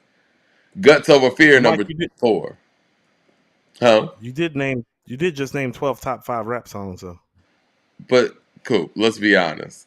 These aren't Eminem songs that we would name if we're talking about Eminem great records. Like, let's be real. And this is from an era where we don't even know what's on the rap charts at this point. No, I feel you. Like, you know what I'm thinking? It makes me think it's like, what happened to like The Way I Am and Stan and Cleaning Yeah, Out you're My looking for Closet and those records. Superman? All Yeah. right, let's be fair. I'm just going to go in that period, right? So, Lose Yourself is number two. Without Me reached number 5 on the rap charts. It peaked at number 5, I mean. I Just Don't Give a Fuck peaked at number 5. Cleaning Out My Closet peaked at number 5. The Real Slim Shady peaked at number 7 on the rap charts. And Just Lose It peaked at number 7. Hi, My Name Is peaked at number 10. Superman peaked at number 10. And Mockingbird peaked at number 10 on the rap charts. Those same songs on the pop charts, though, I think are number ones. Let me see. Bear with me 1 second. I want to be accurate here. UK, no, rap charts. Okay. Yeah, Lose Yourself was number 1 on the pop charts. Without Me was number 2 on the pop charts. Real Slim Shady was number 4 on the pop charts. Overall, he has his number 1 record to Lose Yourself, Crack a Bottle, Not Afraid, Love the Way You Lie, Monster. Without Me was number 2 on the pop charts. So yeah, consistent theme. Like these songs do better on the pop charts than they do on the rap charts. So. Okay. Fair. I was just curious. Wanted to know. No, man, it's just an interesting dynamic. You know what I mean? And when Nelly brought that up, I was like, huh. Eternally interesting, Mike, for you. Eternally. It's a rabbit hole that keeps going. The rabbit hole. Jermaine Johnson with the super chat says, and that early 2000s hip hop era was easily the worst fashion era of our lifetime. They had all of us dressing like straight up in baggy trash. You know, I didn't love that early 2000s, and I don't know if I was on some hip hop snob shit, but we got like the MTV channel over here, like a throwback channel. I'm sure y'all got it too, but the stuff they play from 2002, I just remember me thinking that was some of the worst rap stuff that came out like ever, and that's me coming out of the 90s or whatever. I didn't love Rap City The Basement like that because I love Rap City with Joe Clair and Big Les. I remember when niggas was it was different, and I remember when they would pull up on Goody Mob for Soul Food, or when Biggie would get interviewed and shit, and the Wu-Tang and Fat Old Joe, Dirty. the Firm, Yeah. Wu-Tang. They would go out to Rucker games and stuff. Like, hip-hop just felt, in the era that Nelly's talking about, just too commercial. It's commercialized. It was the most the commercial commercialization era. Yeah. It was 97 to the max. Because 1997, when Puffy came in and everything got shiny before DMX came and made it gritty again, the How about this? 2000s was shiny, man. 97 was the formula that the early 2000s rapper used Yep. to get on the charts. They're like, no, this formula works. Now we've seen it work. So work it. The best part about Rap City in the Basement was when they got in the booth. I mean, it was. But the videos that I were being mean, showed during that time, nah. I It's only can't so even much front. I can hear Fat Joe and Ashanti's "What's Love." Like, I hated that record. I love when he did Don Cartagena though, and What's Twins. Love is a solid record, but I do You like that understand what you're record? saying, though. I like it. I don't love it. You know what? I'm so surprised in the guy who hates the happy shit liking that song. I hated that song. It's all right. It's all right. It's all right. It's melodic. It's got a nice melody to it. I like melodies. It's a good melody. I just usually like darker melodies, but it's like no, the melody on there is dope. No, no, it's there. It's in pocket. 36 Chambers with the super How chat about said. this? Oh, go ahead. It's a record. It's a record. It's a Biggie-ish record for its era, Mike. Think so? Like I could see Big making that record. Yeah, I mean he'd make it better because he's better than Joe. But I mean Joe would tell you that. 36 Chambers with the super chat says, of course he would. He says, not defending M, but Nelly's hits are objectively pop songs. I don't know who decided what genre these are, but love the way you lie's a pop song too. It's not rap. I agree with what you're saying, 36, but my point is, even though Nelly made those songs that were able to cross over, they still were able to be number one on the rap charts because people in hip hop spaces were playing Grills. Grills was obviously heavy out here. People were I'm playing. surprised. I'm surprised. I'm surprised. Ride with Me and EI are number one on the rap charts, Mike. Because it's probably due to what 36 Chambers is saying, because those records were so pop, they probably didn't make number one on the rap charts, and ain't no telling what Ja Rule had out at the time that probably was superseding that. Where would I be without you? Jay Short with the super chat says, a lot of people diss Nelly, but I actually don't mind them. I mean, I'm supposed to be barbecuing with the family and to get at me, dog. Now, EI Ride With Me, Hot in Here still sound good. I love what Nelly did. I think what he did was one of the most impressive things ever. The beautiful thing about hip hop is that you can have different vibes for different aesthetics for different get-togethers and gatherings. You know what I'm saying? So is Nelly Right. probably going to play more than DMX at the gathering? I mean, the only DMX song that's probably going to play at the gathering is going to be "Party Up" and "How's It Going Down." I was just about to say, yeah. But see, X has such balance. He comes from an era where you had to be a balanced artist. He could do all the things. Yeah, X is more balanced than all these guys. He is. I mean, Yeah, who could do "How's It Going Down," "Get at Me, Dog," and "Pray" on a whole in the same album? Like who same else? album, same Who else album. could do that? The Damien. versatility is out. Tupac. Yeah, that's it. That's it. That's it. Yeah, Tupac. Black Wealth Power, the super chat says 2000s is the most underappreciated era in hip hop. X, J, 50, T.I., Nelly, Nas, Ja, Joe, M, Wayne, even R&B. Mary, Mariah, Sierra, Ashanti, Mario. All right, let's break this down because many of the people you're naming, that wasn't their peak eras. Right. Yeah, I mean, do y'all really want to put 2000s Jay Z up against 90s Jay Z? Or 2000s Nas against 90s Nas? So let's X them out. DMX too. You Nine. can, yeah. How about this? Those guys are icons at that point, but they are Right. making great stuff. Mike, the Blueprint and Black Album did get made in the 2000s. It did. Lost Tapes, Stillmatic, Godson, it's 2000s. So That's fair. they're they're not It's out the fair. picture. What about DMX? Because I think his best stuff is the 90s. All three of their best stuff is the 90s. Yeah. Now 50 Cent, that's the guy for the 2000s, I think. He is, Mike. You want to know what's crazy? I was listening to "I Know You Don't Love Me" today, The Yayo joint Yeah, with Bucks and love Banks. that I record. know you don't love me You ain't because you're this. not the same when Jay-Z's around. I know you don't love Hey, me because you ain't the same when Usher's in town. Like, that's what I'm saying, Mike. He gave, like, because here's the thing. He's more suited to rap over that record than the three guys that are rapping over that record because it's really his record. yeah, And had he made that record by himself, the record would be much bigger, Mike. That's what I mean. He left classic stuff on the table you're right. to make sure that his people got some burn. Imagine if Like, 50 would have kept "I Know You Don't Love Me" and put it on the master. that's what I'm saying. Imagine if he would have kept "I Know You Don't Love Me," "Fire," "Bonafide Hustler," "Stunt 101," "Popping Them Things," "I Want to Get to Know Man, You." Like, he wrote the hooks for these records, Mike. we were just listening to Magic Stick the other day, man. Imagine if he kept that record. That's what I'm saying, Mike. Gee. He And he he clipped, gave. no disrespect. I think he wrote Kim's verse on there. Like everything that she said on there, I'm like, man, that sounds like Fifth. Like he It gave sounds away like his whole records. record.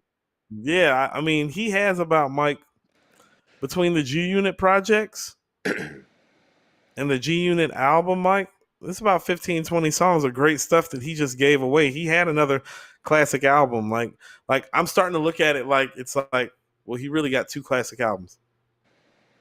He did the Biggie shit, man. Because Biggie, he made But those he two did it for albums. but he did it multiple times though. He Like, did. Biggie did it for Conspiracy. Like, no, this dude did it for the documentary, for Straight Outta Cashville. Yeah. What was Banks' first album? Yayo, like, that's what I'm saying. Think about this, Mike. I Know You Don't Love Me is the tail end of the run. What was the AO's album? It was Stories of a Predicate Felon. Felon or something Yeah, like thoughts that. of a Yeah. predicate felon, Thoughts. stories Yeah. of a predicate felon. Yeah. Yeah. Yeah.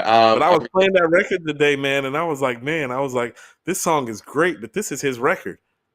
Don't tell me that's not 50's record.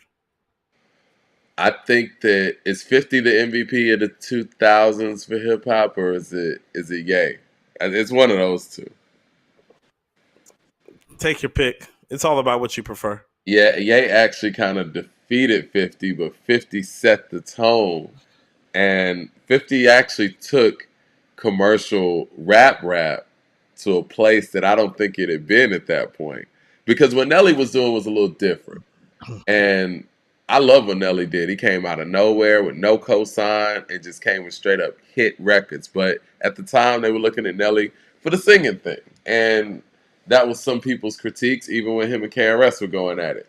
But 50 was able to sell these kind of records off of some hardcore street rap shit. It's a Yeah, little he was on different. some rap.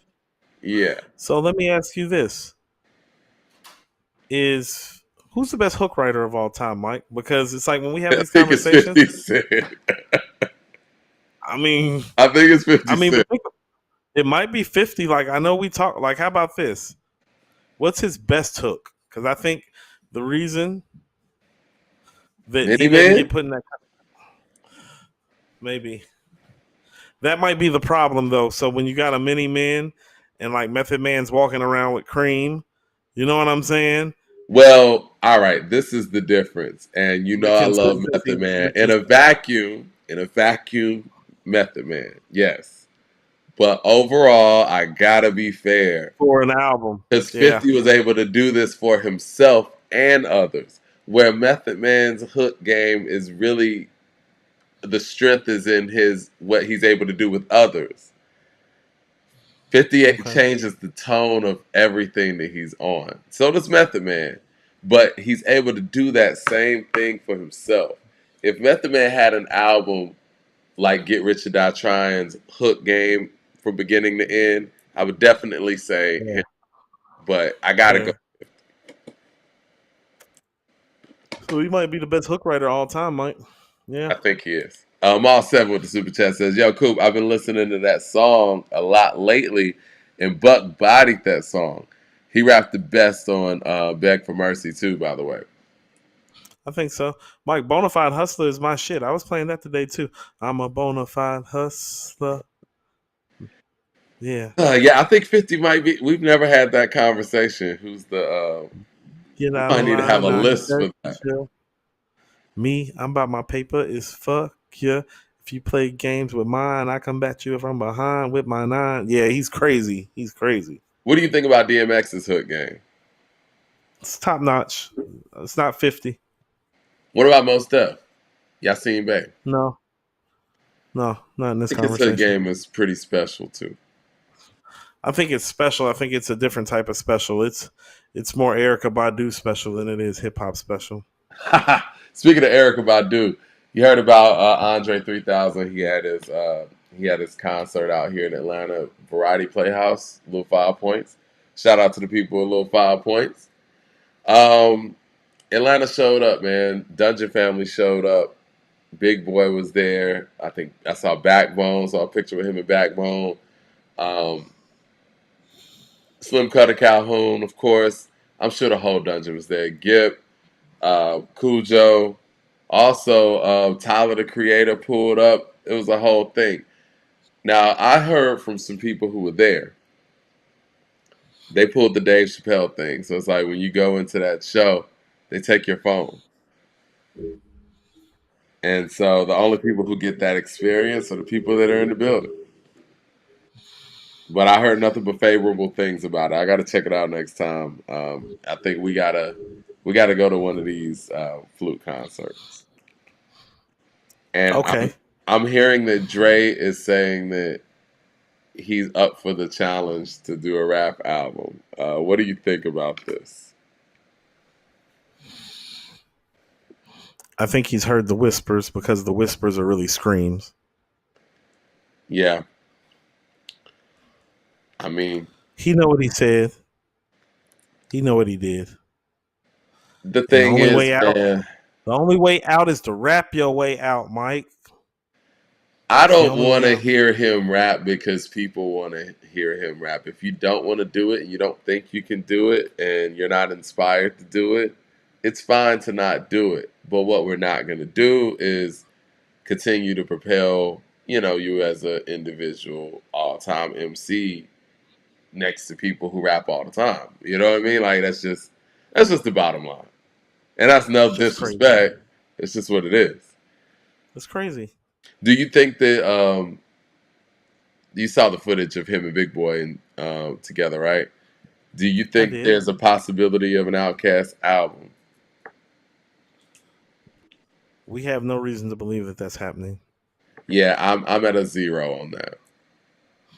Yeah. And it's and for me it's so I respect those guys so much, man, because they set the foundation for everything that we do here in the city and just everything hip hop for me. And it's so weird to just see those two guys together, knowing what they've made, what they're capable of, and knowing that we're never going to get anything either. I just don't understand it. I don't like the process of making music. It's not a simple process, but to the core it is. It's two people come together, you figure out what you sonically want to get on, and you get in the booth and you make the stuff. That's it. That's really the long and short of it. And over a 20 plus year period, from guys who clearly have no issue with each other, who everybody would love to hear together, can't get that done. I don't think we've ever seen this in music, have we? At this point, Mike, I don't think it's for us to try to understand. It truly is one of those things where we need to worry about the things that we can control. Yeah. And we just can't control that. And I think we all clamor for it still deep down inside after all these years. It doesn't make any sort of like logical sense on an emotional level, intelligently on a business level, but it hasn't happened and they appear to have a great relationship. And I will say there is something endearing about the fact that the friendship is intact, even if the music is not. But as a lover of the music, it does kind of make you just even go deeper into questioning about, well, why is this not happening still? I'm just in a place where it's like I can't control it, and there's so much great hip hop I hear. But Yeah. now it's like about their legacy. I'm not sure how much I still want to hear it because I don't want to do anything to damage their legacy. Like I don't want there to be like I don't want the shit to be Idlewild. I want it to be Equimini. So But it just feels so incomplete. And when you think about, their album run, they were 19 to 25 years old. And I'm trying to think of any act in music that was fully in good health and, and active and just stopped like that. And it just feels so incomplete. Dr. Dre never felt incomplete to me. I never thought the detox was going to happen. It wasn't one of those things where if it didn't happen, I'd be like, why didn't this happen? This feels different because the last couple of songs and where they were going, songs like "Funkin' Around" on the greatest hits, it's like there's so much stuff. Even though they conquered a lot, a whole lot, I just see it as there's so much more they could have done, and there's no legitimate reason why that didn't happen. Like you said, it's not for us to understand. Every other act with the Fugees, we understand what happened. We understood what happened. Yeah. Andrew Williams with the super chat says three-headed monster for hooks.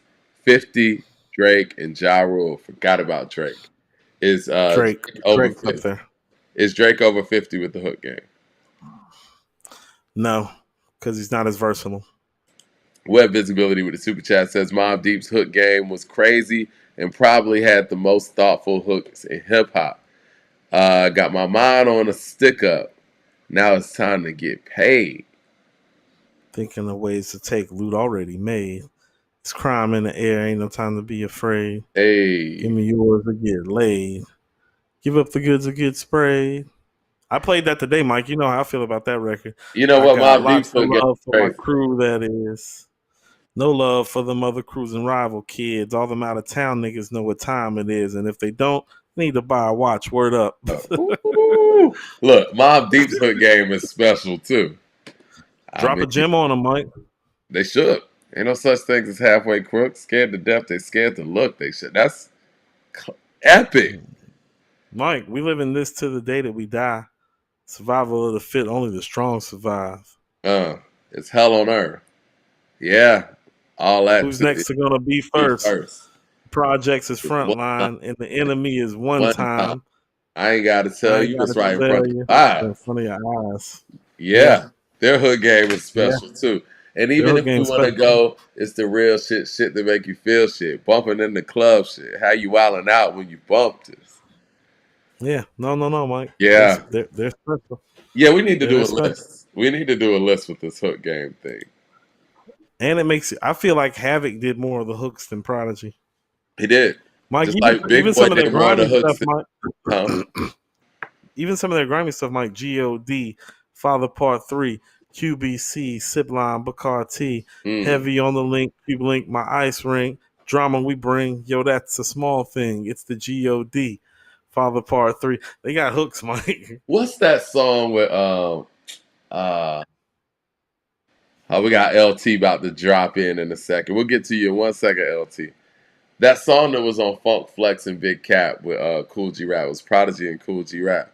You a thug or what? We cut you up, nigga. We'll fuck you up. Yo, it's the real. See, we the Queens gangsters, infamous mobster. You a wankster. He said wankster like 5 years before 50.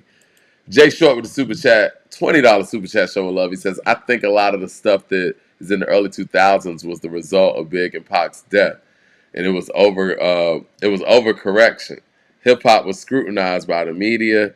Even if you look at X, he really only had one song that got played on radio. I think Nelly is probably a big part of changing all those things. I think Nelly made when Country Grammar dropped. I know you remember because you were working at a record store at the time.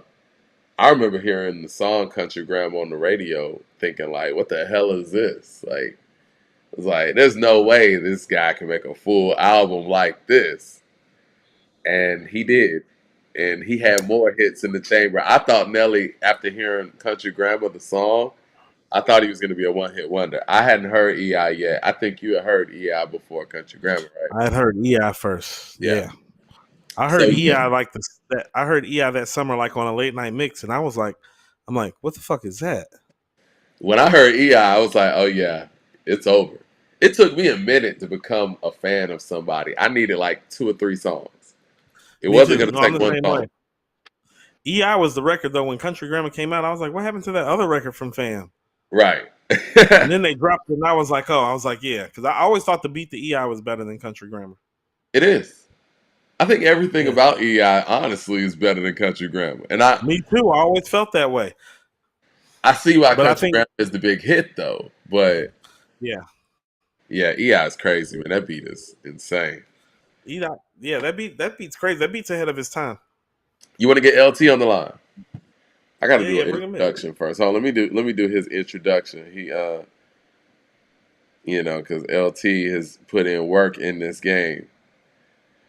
We're about to have our guy LT join us. He is LT is the BSF tour marketer, drum work, music group affiliate, radio host, independent A&R.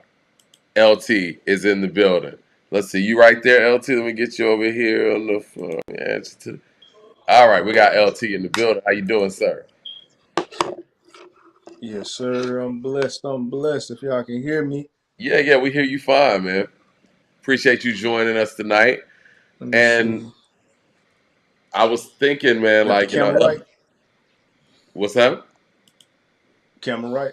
Your camera's fine. Yep. Yeah, LT was hitting me earlier, Coop, about some topics. He said something about he got Wayne over Jay-Z or something. And I was like, yeah, we got to put you on the show on this. I didn't say that, He's like, I Mike. didn't say that. Clarify your statement, sir. Say that again. I said, clarify your statements then, sir. What did you say? All right, I gotta get my notes. First of all, shout out, Mike, I see you. Coop, God bless you, brother. I'm glad y'all feeling better, doing well, blessed in the spirit, all of that, God life. Jada? And first and foremost, I just did a little bit of research and did a little bit of going back. And I was speaking to my man Jarv up there on Hip Hop Roundtable, the Rap Roundtable, and he was telling me that in New York, because I asked him, I said, why does everybody in New York, or a lot of people in New York, not really rock with Wayne, or slander him, or hatred and things like that? And I didn't get it. And he said, "Nah, it's not that we don't like Wayne. It's just the fact that when he said he was the best rapper alive since the best rapper retired, that's when we started critiquing him a bit, harder, a bit more harsh, and zoning in on it. And I found that very interesting. So I just, I was compelled and led to do a little bit of research. I mean, I was there. I remember the time frame when Wayne said it, and it was on, well, nationally, it was on the Carter 2. The Carter 2 on I think the song was called Bring It Back to the Bottom of the Map. If y'all Right. remember, with Manny Fresh. He at the end of the song, he said, the best rapper alive since the best rapper retired.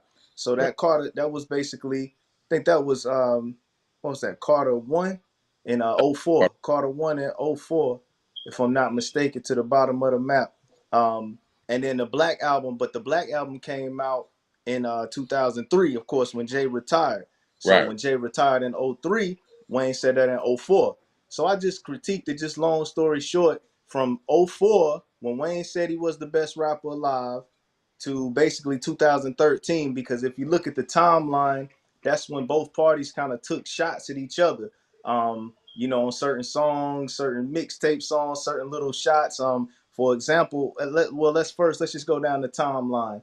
Wayne saying he was the best rapper alive because Jarv said, when you say you're the best rapper alive, we put you up there with Rakim and Biggie and Tupac, Nas, the likes of those, the greatest of all time, Jay-Z. So you got to work. You got to show that quality, consistent music. So I just looked at the timeline. '04, Wayne put out the Carter 1, which is, I don't really put that one on the list because he kind of said that when that came out, and Jay had made the Black album in '03. So I kind of take it from after that, '05, which was Carter 2, when he really kind of said, I'm the best rapper alive. He had a song on there called The Best Rapper Alive. on Carter 2 in 2005. So after that, Jay-Z came back out of retirement in 06 and dropped Kingdom Come. Okay. First and foremost, let me preface all of this. Mike and Coop, do y'all think that American Gangster is a classic Jay-Z album? If I got to think that long about it, I guess it's a no. So, It's not? I mean, I think it's a very, very dope album. But if I got to think that long and hard about it, I think it's a no. Coop. You said better than what? No, is American Gangster a classic Jay-Z album? No, I've said that. I Okay. said that from the jump. It's Okay, never. now It's never been. I'm with It's really good. It's great. Like it's great, but it's not a classic. It's a great album though. let me preface this as well. Being from down south, North Carolina, all of that, Jay-Z was on my top all-time living list. Jay-Z was number one up until the recent Nas run, of course, and I had to move him to two. And I'm gonna say the rest, so on and so forth after this. So I'm a Jay-Z person, and I think American Gangster is very, very good. And I mean, it was some of the best work, like of him in that range, relatively speaking, in that time frame. '07, that was '07 American Gangster. But so let's go to the timeline. 2005, Jay-Z was retired. He retired after the Black Album in '03. '05, Carter 2. '06, Kingdom Come. '07, American Gangster, which we said was, great album, not a classic. '08, Carter 3. June '08, Carter 3. 2009, Blueprint 3. Blueprint 3. Okay. 2010, the Rebirth album by Lil Wayne. Another that was early 2010, late 2010, I Am Not a Human Being Part 1, Lil Wayne. Two albums, 1 year, Blueprint, '09. 2011, Carter 4. 2011. Now, I don't know. Now, do we count, because y'all have a big debate about this, do we count these joint albums? Like, would you count Watch the Throne as part of Jay-Z's catalog, solo catalog, or his I would, catalog? Would you count that? I wouldn't. But it's part of his career. But no, I wouldn't when it comes to like you know parsing it up against other artists. Now, hold on. Let's do this real quick because Mm-hmm. when it comes to Wayne, it's about the mixtapes and stuff too. So I guess what's the overall argument? You're saying that Well, well, where do you just in think Wayne is? What, top 5 all time or top 10 all time? What are your thoughts on that?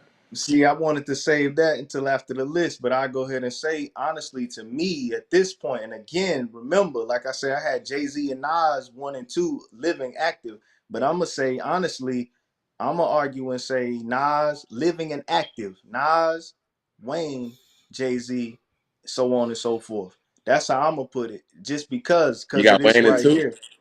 Yeah, I do. I got Wayne at 2 just because of the work, the quality work, and then in this time limit right here, time frame from '04 to 13. Again, you got Carter 2, Carter 3, Rebirth, I'm Not a Human Being, Carter 4, and I'm Not a Human Being 2. Then on Jay-Z's side, in that same time frame when Wayne claimed he was the best rapper alive, you got Kingdom Come, American Gangster, Blueprint 3, Watch the Throne with an asterisk. I me personally, I'm a Jay-Z fan. I count it, but if it's just solo, we don't. And then Holy Grail. Yeah. Holy Grail. So you look at you look at both sides. I honestly see at least two classics on Wayne's side compared to no classics on Jay's side in that frame, but one good album. Not counting mixtapes. That Jay didn't do any. And now True. let me say this, with the I think mixtape run, some people say Wayne dropped two of the most greatest mixtapes out of any. Drought 3, No Ceilings. In that time frame as well, taking shots at Jay. Now we add that up. Add that up I think in that time frame. I th- in the time frame you might be correct, but there's also a '90s time frame where they both existed in, and Jay is just far superior in that era. Wait a Like Wayne minute. and Jay have been around. Matter of fact, if I'm not mistaken, I heard Wayne before I heard Jay. But wait a minute, Coop. But wait a minute. Their argument, Jarv's argument was when Wayne said he was the best rapper alive since the best rapper retired, Wayne did not prove that he was the best rapper alive. He did. I think I think he did prove it. He was the best rapper alive for a span of time. I feel like if you feel like from 2007 to 2010 Wayne is the best rapper in rap, then I will agree with that. But and this is why albums matter in hip hop so much. Wayne's best album, which for me is the Carter 2, it's not even on the same level as Reasonable Doubt and Blueprint. No. Coop, you still trying to jinx Kawhi by calling him creaky knees? You seen him this year? He's coming for KD. All those swag jumpers ain't gonna save him. You think Boston did KD bad in the playoffs? Dot dot dot. Kawhi doesn't play defense anymore. Next question. Jermaine Johnson with the super chat says it's an absolute travesty how much money Big Boy has missed out on over the past 20 years from not being able to tour, perform as Outkast. Terrible. Yeah, probably a $250 million, 250 mil. Um, this is what I will say, man, and I was like this when Wayne was going on his run. I love what he did on the Cannon song and some of the mixtape things, but I never was impressed with his level of lyricism to the level that everybody else was in that time period. And maybe that was me just being like a music snob and being a 90-10 on that level too. I thought that if we were just talking about DMX and his range and his level of being able to talk about so much, Jay's level of being able to talk about so much, Nas, Big Pac, whatever, whatever. I just didn't think that he was able to give you a coherent record from beginning to end. I'm talking about an album where he was able to give you, like Coop said, the blueprint, or was able to give you a song like The Evils, or something like, Damien from DMX. I just felt like I looked at him as kind of like a punchline guy. And he was really great at it, kind of like Redman and those guys. And I feel like, as great as they are, there's a ceiling there because you're not going to be able to make a Dear Mama. You're not going to be able to make I Seen a Man Die or anything like that. So I never really had Wayne at that top of the top for me. And his best punchlines that people rant and raved over, I wasn't as impressed with the G's moving silence like lasagna, like everybody else was. Like, I don't know. It was. I understood the line, but I mean, some of those cannabis lines that I heard back in the day, I'm like, yeah, that's But you, but small potatoes. but with Jay Z, wasn't his strongest point kind of like his hits, or like the fact that he was able to stay relevant and influence the culture, move forward with the actual albums, and kind of wordplay, I guess, storytelling somewhat, but just making hits, and Well, that's what Wayne. Jay had the hits, but Jay's real foundation, and Coop and I talk about this a lot, is his non-hits.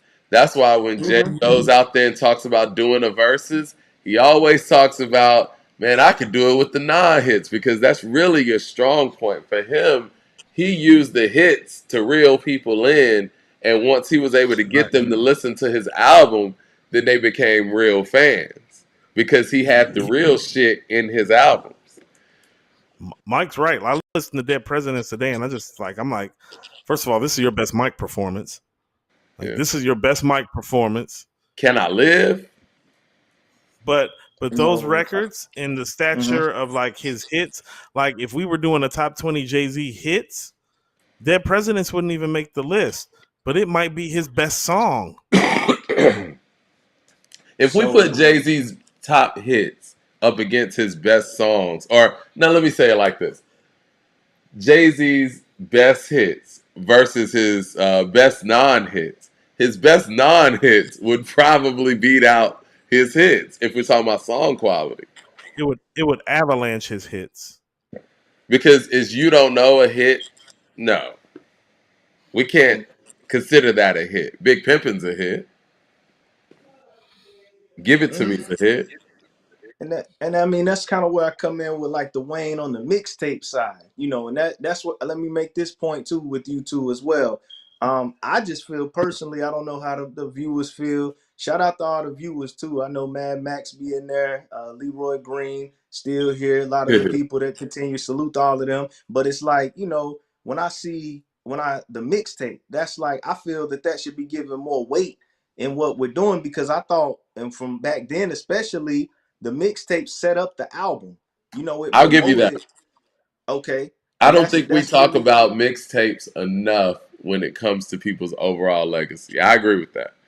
And with the mixtapes, it's artists free range to do what they want. It's not formulated by a record label. You see, it's not structured. That's for the bad or the work, the good or the better. So you need that A&R sequences sometimes, a lot of time, every time. But for the mixtape, it's like the artist at its quintessential form. What can they do when it's no label, no anything, just you, the beat, the drums, and the creativity?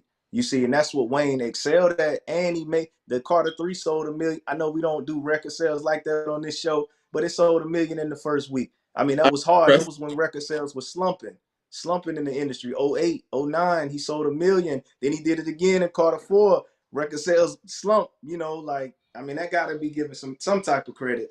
What You do you think know. about Ti though? Ti is somebody who was big in that time period, but Ti is also somebody as an MC who had proven time and time again that he can actually make full records. You know what I mean? Like he can make a "I'm just doing my job." He can make a "I'm praying for help." Songs like that. Like I don't think Wayne has the ability to do.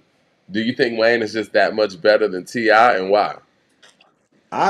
If you want to be real, I know y'all will disagree, but again, like as far as like just age range, demographic, like as far as like 30 and under, I salute the legends. I salute KRS. I salute Rakim. I salute every Cool G Rap. I salute everybody. But when I got introduced to music just in the early 90s, and from that point on to now, me personally, top five, I'm gonna be real. Like it's just me, living, active. Tupac is all time great to me. Tupac, all dead or alive. Tupac number one. Period.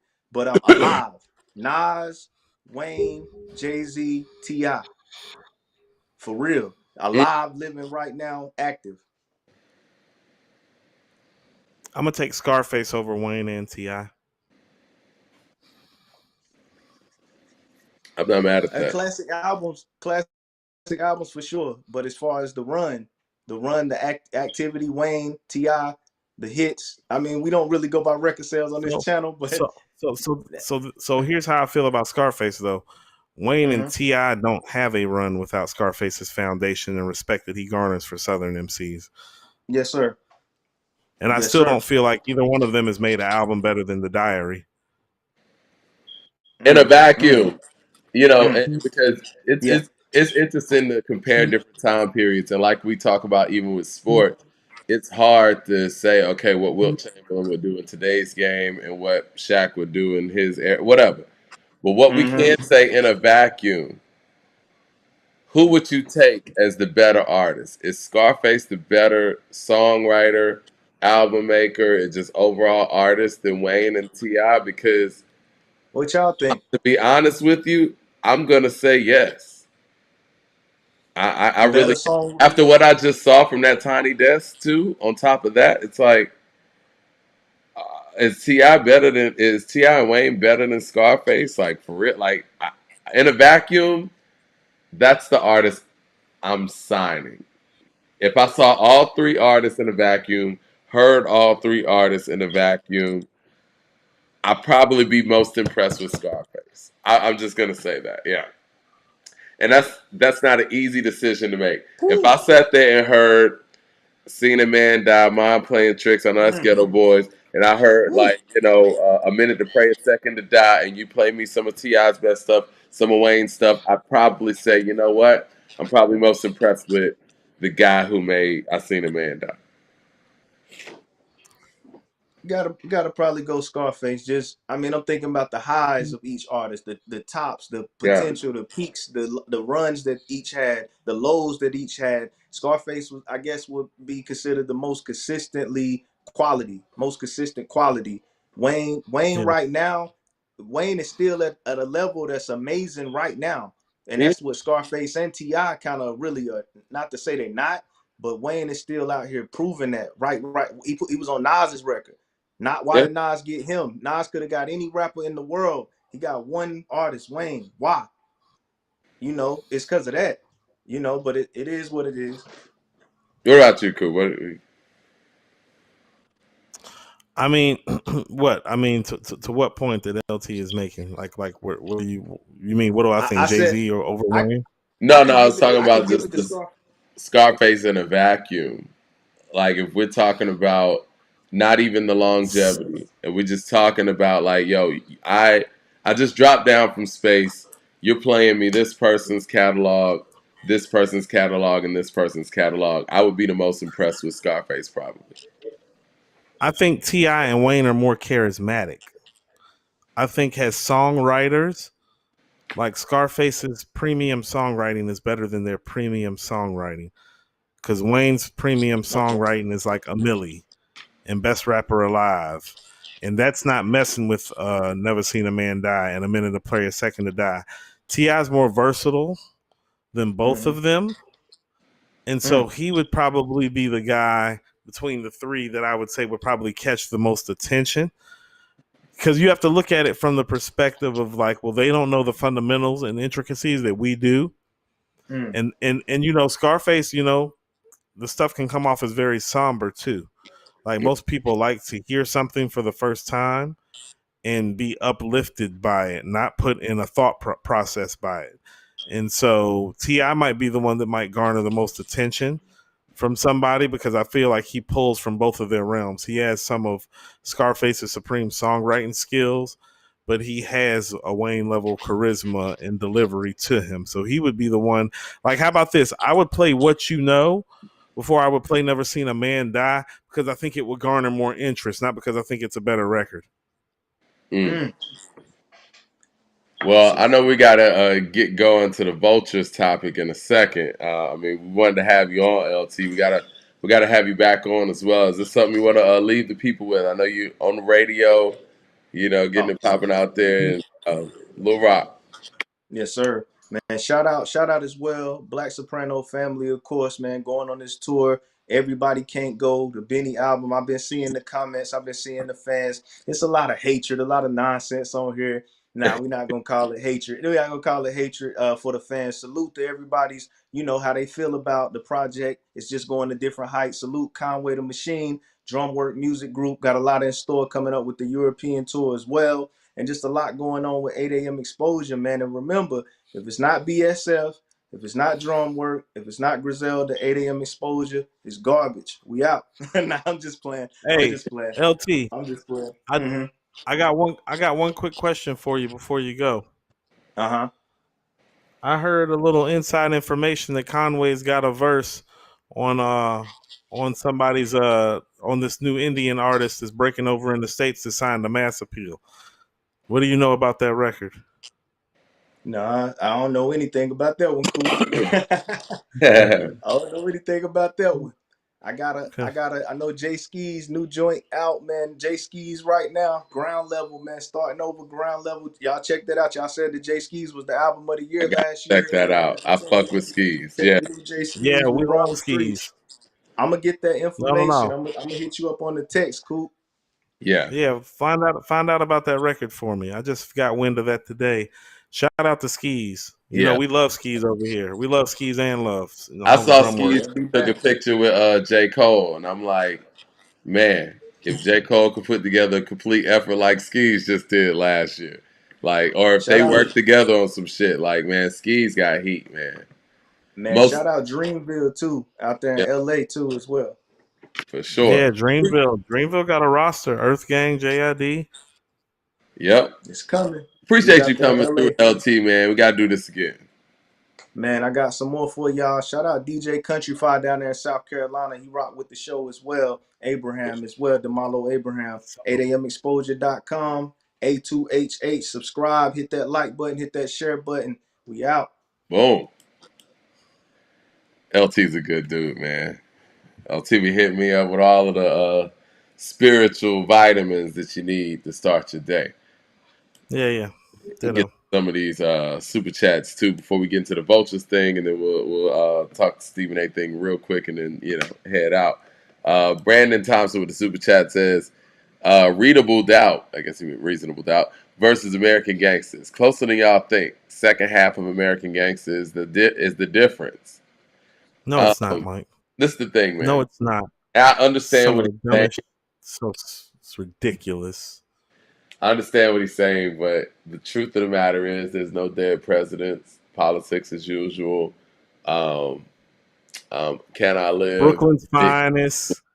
It's none of that stuff on American The Gangsters. Evils, 22 twos, Can't Knock the Hustle. Just stop that. The Eagles is Stop that. different, man. You know, The Evils is different. when we talk about Jay-Z being an all-time great MC, and I know we say a lot of stuff on here jokingly, the Evils is one of those moments that lets you know that this guy can do the Scarface, Biggie, and even Pac type realm of making you feel something.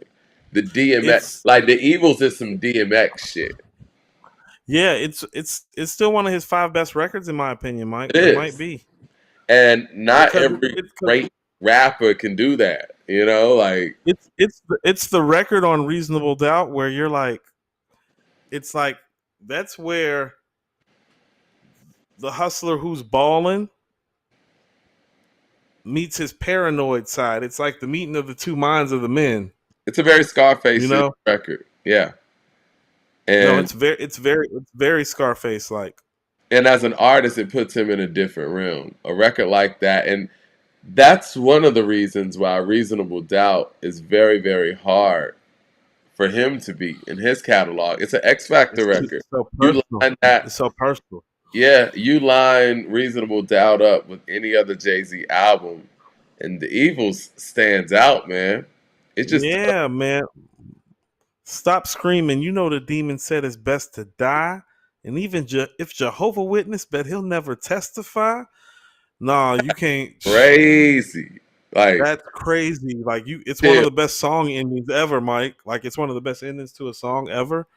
But it's one of those records that when you separate a record's classic status, that's the song that you go to. Is like, oh no, this record is on this level, and this record isn't because it has this. Like, how about this? This is why a Exactly. record like The Evils is why Reasonable Doubt is better than Hell on Earth, even though Hell on Earth sounds better than Reasonable Doubt production wise.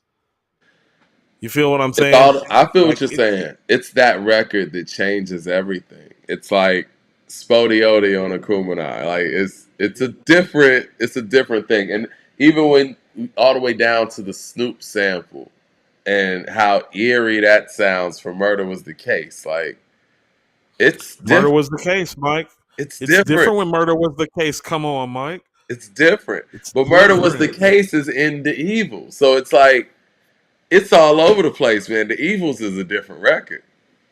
It is. I mean, it's It's one of Primo's best arguably one of his joints, Mike. best records. Huh? I mean, how about this? For who Jay-Z and who DJ Premier are, for both of them, you could say that those are arguably top 5 to 10 records from both of them. And that's saying a whole lot based That's on who saying a they whole are. lot. That record's different. I Yeah. objectively, I personally like Imaginary Players more than the Evils. But there's no way I can sit here and say that Imaginary It's Players better. is a better song than the Evils because Correct.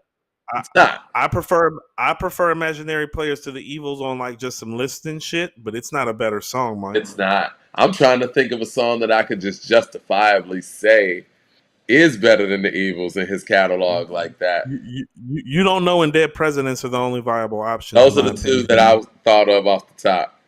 And as much as I love Heart of the City, it's not better than the Evils. It's not. It's No.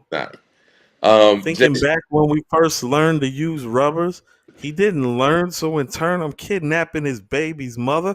Mike, that shit gonna live with me forever. The drums on there too, like everything. That's a perfect record.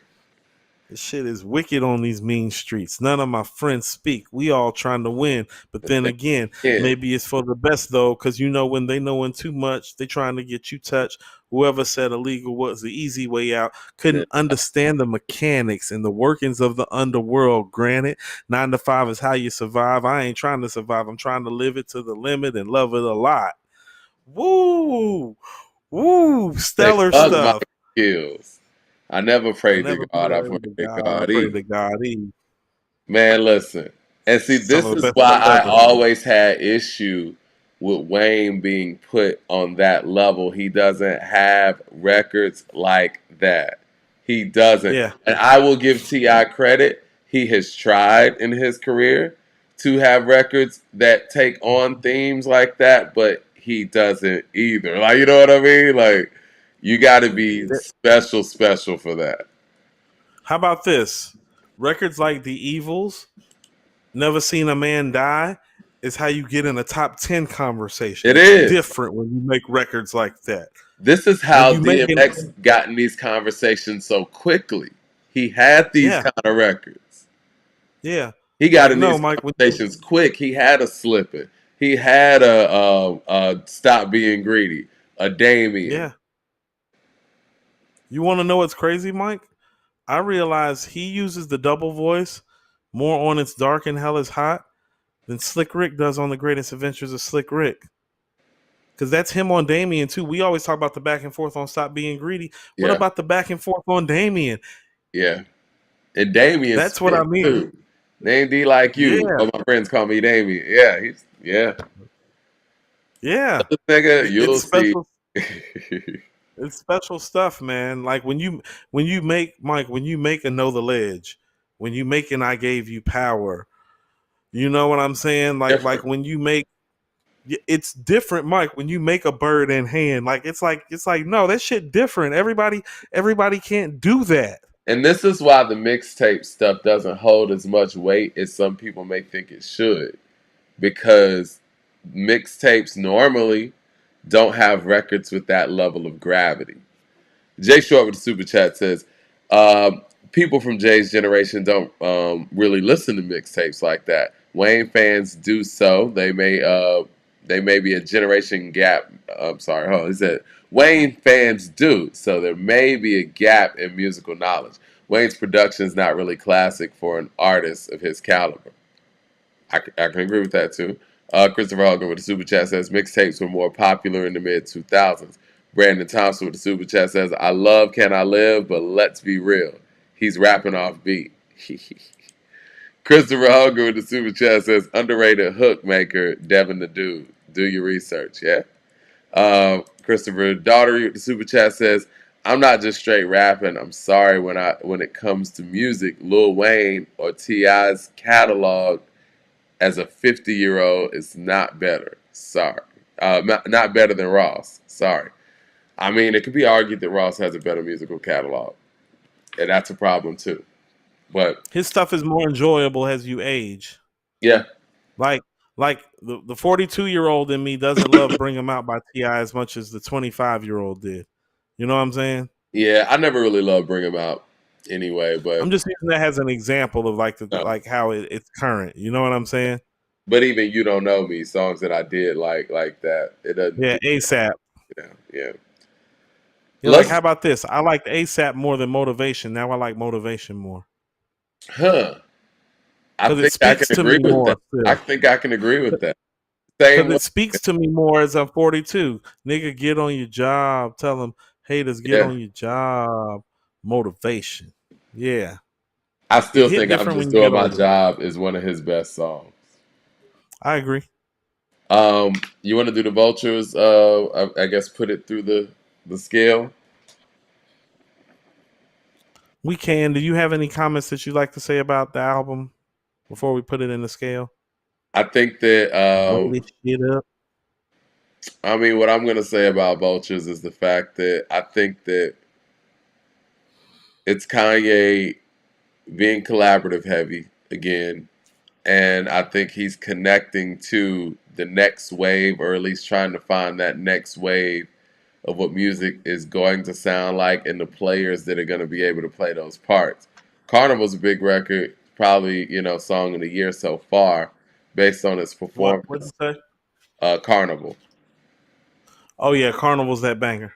Yeah, I think That Carnival is banger. probably the biggest hip hop song this year so far. I would Um, agree. I think it's a very fun record. I think that where he's at in his life, I think this album is indicative of it. Is it perfect? No. I don't think that we expect perfect records from Kanye now, but we're not going to make excuses for them not being perfect either. You've said something on this show, and you're right. He hasn't proven to us that he can make quality of those Kanye standards in a very long time. And this is just him having fun, and I think we should rate it as such. It's definitely a midlife crisis album from a man who's been divorced and separated from his kids. Yeah, It reeks of that, Mike. It yeah, reeks of that. The prostitution and the balling is at a premium. I've never heard Ye ball like this. yeah. Yeah. So, But still flashes of the Ye that's insightful, introspective, thought-provoking, challenging, anti-establishment. All those things exist on this project as well. what I will say, and I think is a real positive note here, is the fact that I think that he had fun making this album, and Are you that's sure important. about that? Are you sure? I'm not totally sure, but I do think that yeah, it doesn't sound like happy fun, but I think it's something he wanted to do. Let me put it that way. Because all of the scrapping projects and all that stuff, I think that's him just not wanting to actually do it. I think he's really excited about this whole Vultures process and everything that's coming with it. Let's put it in the mix, Mike. Put it Production. in the mix. Production, 7. I thought production was one of the weaker parts of the album, Mike. That's why I'm disappointed in it slightly, because it's like, you're a producer first. Yeah. Lyrics. 7 overall. Uh, what do you say? Yeah. I was thinking 6.5, but we can go with 7. Okay. Mike, all he's doing is buying pussy on this album. I'm sorry. Like, Okay. 6. I mean, I'm looking at some of the highlights, but yeah. no, he has some moments. I'm gonna balance out the low content level with some flashpoints where he really shines. Like on Carnival. 36 Chambers with the super chat says, my son's white friends who are all 17, 18 love Vultures. I couldn't stand it, by the way. Beat switches weren't great, and nothing I felt had any replay value. Haven't heard about any adults that enjoy this. Huh. Yeah. So what do you say? 6.5 or 7? We'll go 6.5. Okay. Content. I mean, that's about a 6, right? Content is terrible, Mike. Yeah. It's one of his worst content albums, actually. In terms of content, this is at the bottom. You thinking like 5? No, I'm gonna give it 6. It's got some moments. It's got just enough sparkle.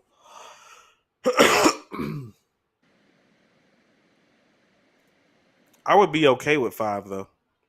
Let's go 5.5.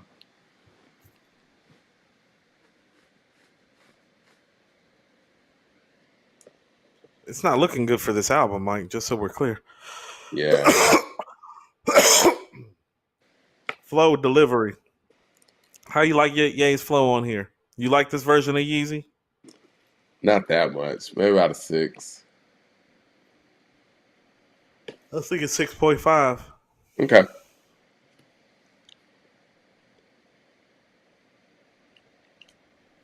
I mean, Mike, we're in a place where it's like this Ye album is actually going to be one of the lower albums we rated. Well, we don't even have to come up with the score then. No. Yeah, we do. Because I want all this genius talk to stop. They said don't forget Ty Dolla Sign's on the album too. Yeah, we're factoring in Ty Dolla. It doesn't have that feel like he's on the album like that. Yeah. Yeah. Impact. Well, that's a 10. Impact, Mike. Yeah. Impact is 10, right? Right. We'll give him that. Impact's a 10. That's going to help the score. Sequencing. Oh, my God. 7. 5. 5? Okay. They said I'm being too nice. I will Look, do meet you in 6. the middle at 6. Let's do You want to 6. meet in the middle at 6? Yeah, that's cool. Hooks. Ty Dolla $ign held it down on that end. I give that a 7. Yeah, 7.5 ish. We can give it a 7.5. Ty Dolla $ign held down the Yeah, hooks. he That's did his fair. thing. Song structure. I think the song structure is cool on many of them. So about You 6.5. do? Oh shit, Mike. I'm like at a 4.5. Yeah, the Like 4 with the was song off. structure. The This is song such a structure is the song structure is horrendous to me, Mike. Really? 4? Yes, Mike. Shit sounds copy and pasted and like slapped and slathered together and stuck on the wall with a fan in front of it. You got to let it sit for 3 hours for it dry. Like, no. I haven't really Mike, how about nailed this, the Mike? song What? structure in that Okay, sense. okay. How about this? The Schoolboy Q that we just reviewed, that's innovative song structure. This is You think not this is just innovative song lazy? structure. This is just lazy song structure. It is, Mike. I mean, I can't give it more than a 5 in good conscience. The song structure is horrendous. Okay, we'll go 5. We'll go 5. I'm gonna go Like, back and my listen to biggest it. disappointment with the album is that the production and song structure quality is so low, and it's Kanye. Yeah, yeah. And everybody in the chat's like, it's bad, Mike. Yeah. Okay. Yeah. Let's do So a we got little our tally score. up. All right, let's tally that up. While you're doing What is that, it? and because I know I got to go in a second, and it got late quick. Stephen A. Smith, who's from Queens, New York, has put Eminem ahead of Nas, and he should be ashamed of himself. I don't even think this needs to be a full topic. We don't have to really go all into it, but his reasoning talking about consistency, I guess Stephen A. hasn't been listening to what's been going on over the past 6 years, or at least 20 years, because even if we chopped off, you know what? Even if we took off this Hit Boy run, I feel like Nas has been more consistent than Eminem from 2000 to 2013 or 18, right? Well, here's the only thing that you need to really realize. At Eminem's peak, quote unquote, Nas made Stillmatic, Godson, and the Lost Tapes. There it is. And Mike, and there's Illmatic, and it was written before that. And there's Life is Good and Distant Relatives after that. Distant And then Relatives there's is the awesome. Hit Boy and Nas run we just witnessed. So when Stephen A is talking about consistent, it's like I can tell you don't consistently listen to hip hop. Right. Because I that want is to know what crazy. Like, albums. I want to know what Eminem albums he's talking about are so consistent, and we're talking about consistent because to be honest, the past 20 I years. mean, Mike, just objectively speaking, let's go from the time Eminem came out, which is 97, to just 2007. Nas made better albums than M, and that's leaving It Was Written and Illmatic off the board, Mike. Yeah, Think about I that. You don't can take understand. Illmatic and It Was Written off the board. Yeah, Stephen A's got to explain that. 36 Chambers with the super chat says these numbers feel like y'all been being generous based on who made it, who made this album. If this was anyone else, yay, I feel like we wouldn't be saying anything was above a 4 or 5. There could also be a thing too where because of who it is, we're rating it lower too. So 36. It's Kanye. I better not have no fucking problems with production or song structure or sequencing. That's how you made your name. What are we talking about? Did he not put together Daytona? Did he not put together B and Late Registration and My Beautiful Dark Twisted Fantasy? That is a level to which you will be judged. You will not be getting judged on some regular ass level. You yeah, the one been running around talking about I am a god. I'm not normal. I'm not regular. Guess what? You don't get regular ass treatment when it comes to rating your album either. Production is whack by his standards. Song structure is awful by his standards. The sequencing is horrendous by his standards. What did the score end up being? I'm He interested to got know. 67%. It's 54 out of 80. This album ain't good. That's a failing grade. He So is failing. gotta throw an F in there. I've been the one saying that he's failing. He is failing. Message. Well, on that note, I think we need to go ahead and bounce. 8:30 already. Well, I think this is a great show, man. Shout out to LT for jumping in the building and forging other conversations. I I've always wanted to express those sentiments about Wayne. I mean, I think that Wayne did great things for his era and probably is the most impactful artist for his era. But I've always thought that there were holes in some of the ways that people thought about Wayne, and those were those things. 36 Chambers of the Super Chat says, I agree, Coop. I said you guys are overrating Vultures. Whole album is a 4 at most. 4 is kind. Yeah, we were generous with the rating and it still failed. Yeah, I mean, I'm trying to see if it's our lowest rated album this year because I think it is. I think it is, yeah. I don't think anything else got a failing grade that we actually spent time on. Nope. The 21 Savage got a 66. This got a 67. This is better than 21. It is. Yeah. By 1 percentage point. F. Well, this grading scale is working out so far. It is because it's forcing us to be honest. That's why I'm saying this is like, no, line this shit up. Divide it. Fuck all that 4 out of 5 and that 4.2 from no. Yeah, that wasn't points. Scores. Our highest rated albums this year are 86 by Schoolboy Q and the 83. Y'all need to listen to that Q. The Master Ace and the Schoolboy Q right now are our barometers. There it is. We got an 83 and an 86. And on that note, we're going to get up out of here. Y'all hit like and subscribe. We appreciate y'all rocking with us. And we are going to see you guys next week. We're at 17,000 subscribers. Thank y'all. Oh, yes. Okay, cool. Well, yeah, get them numbers up again. A2HH Live. We appreciate it.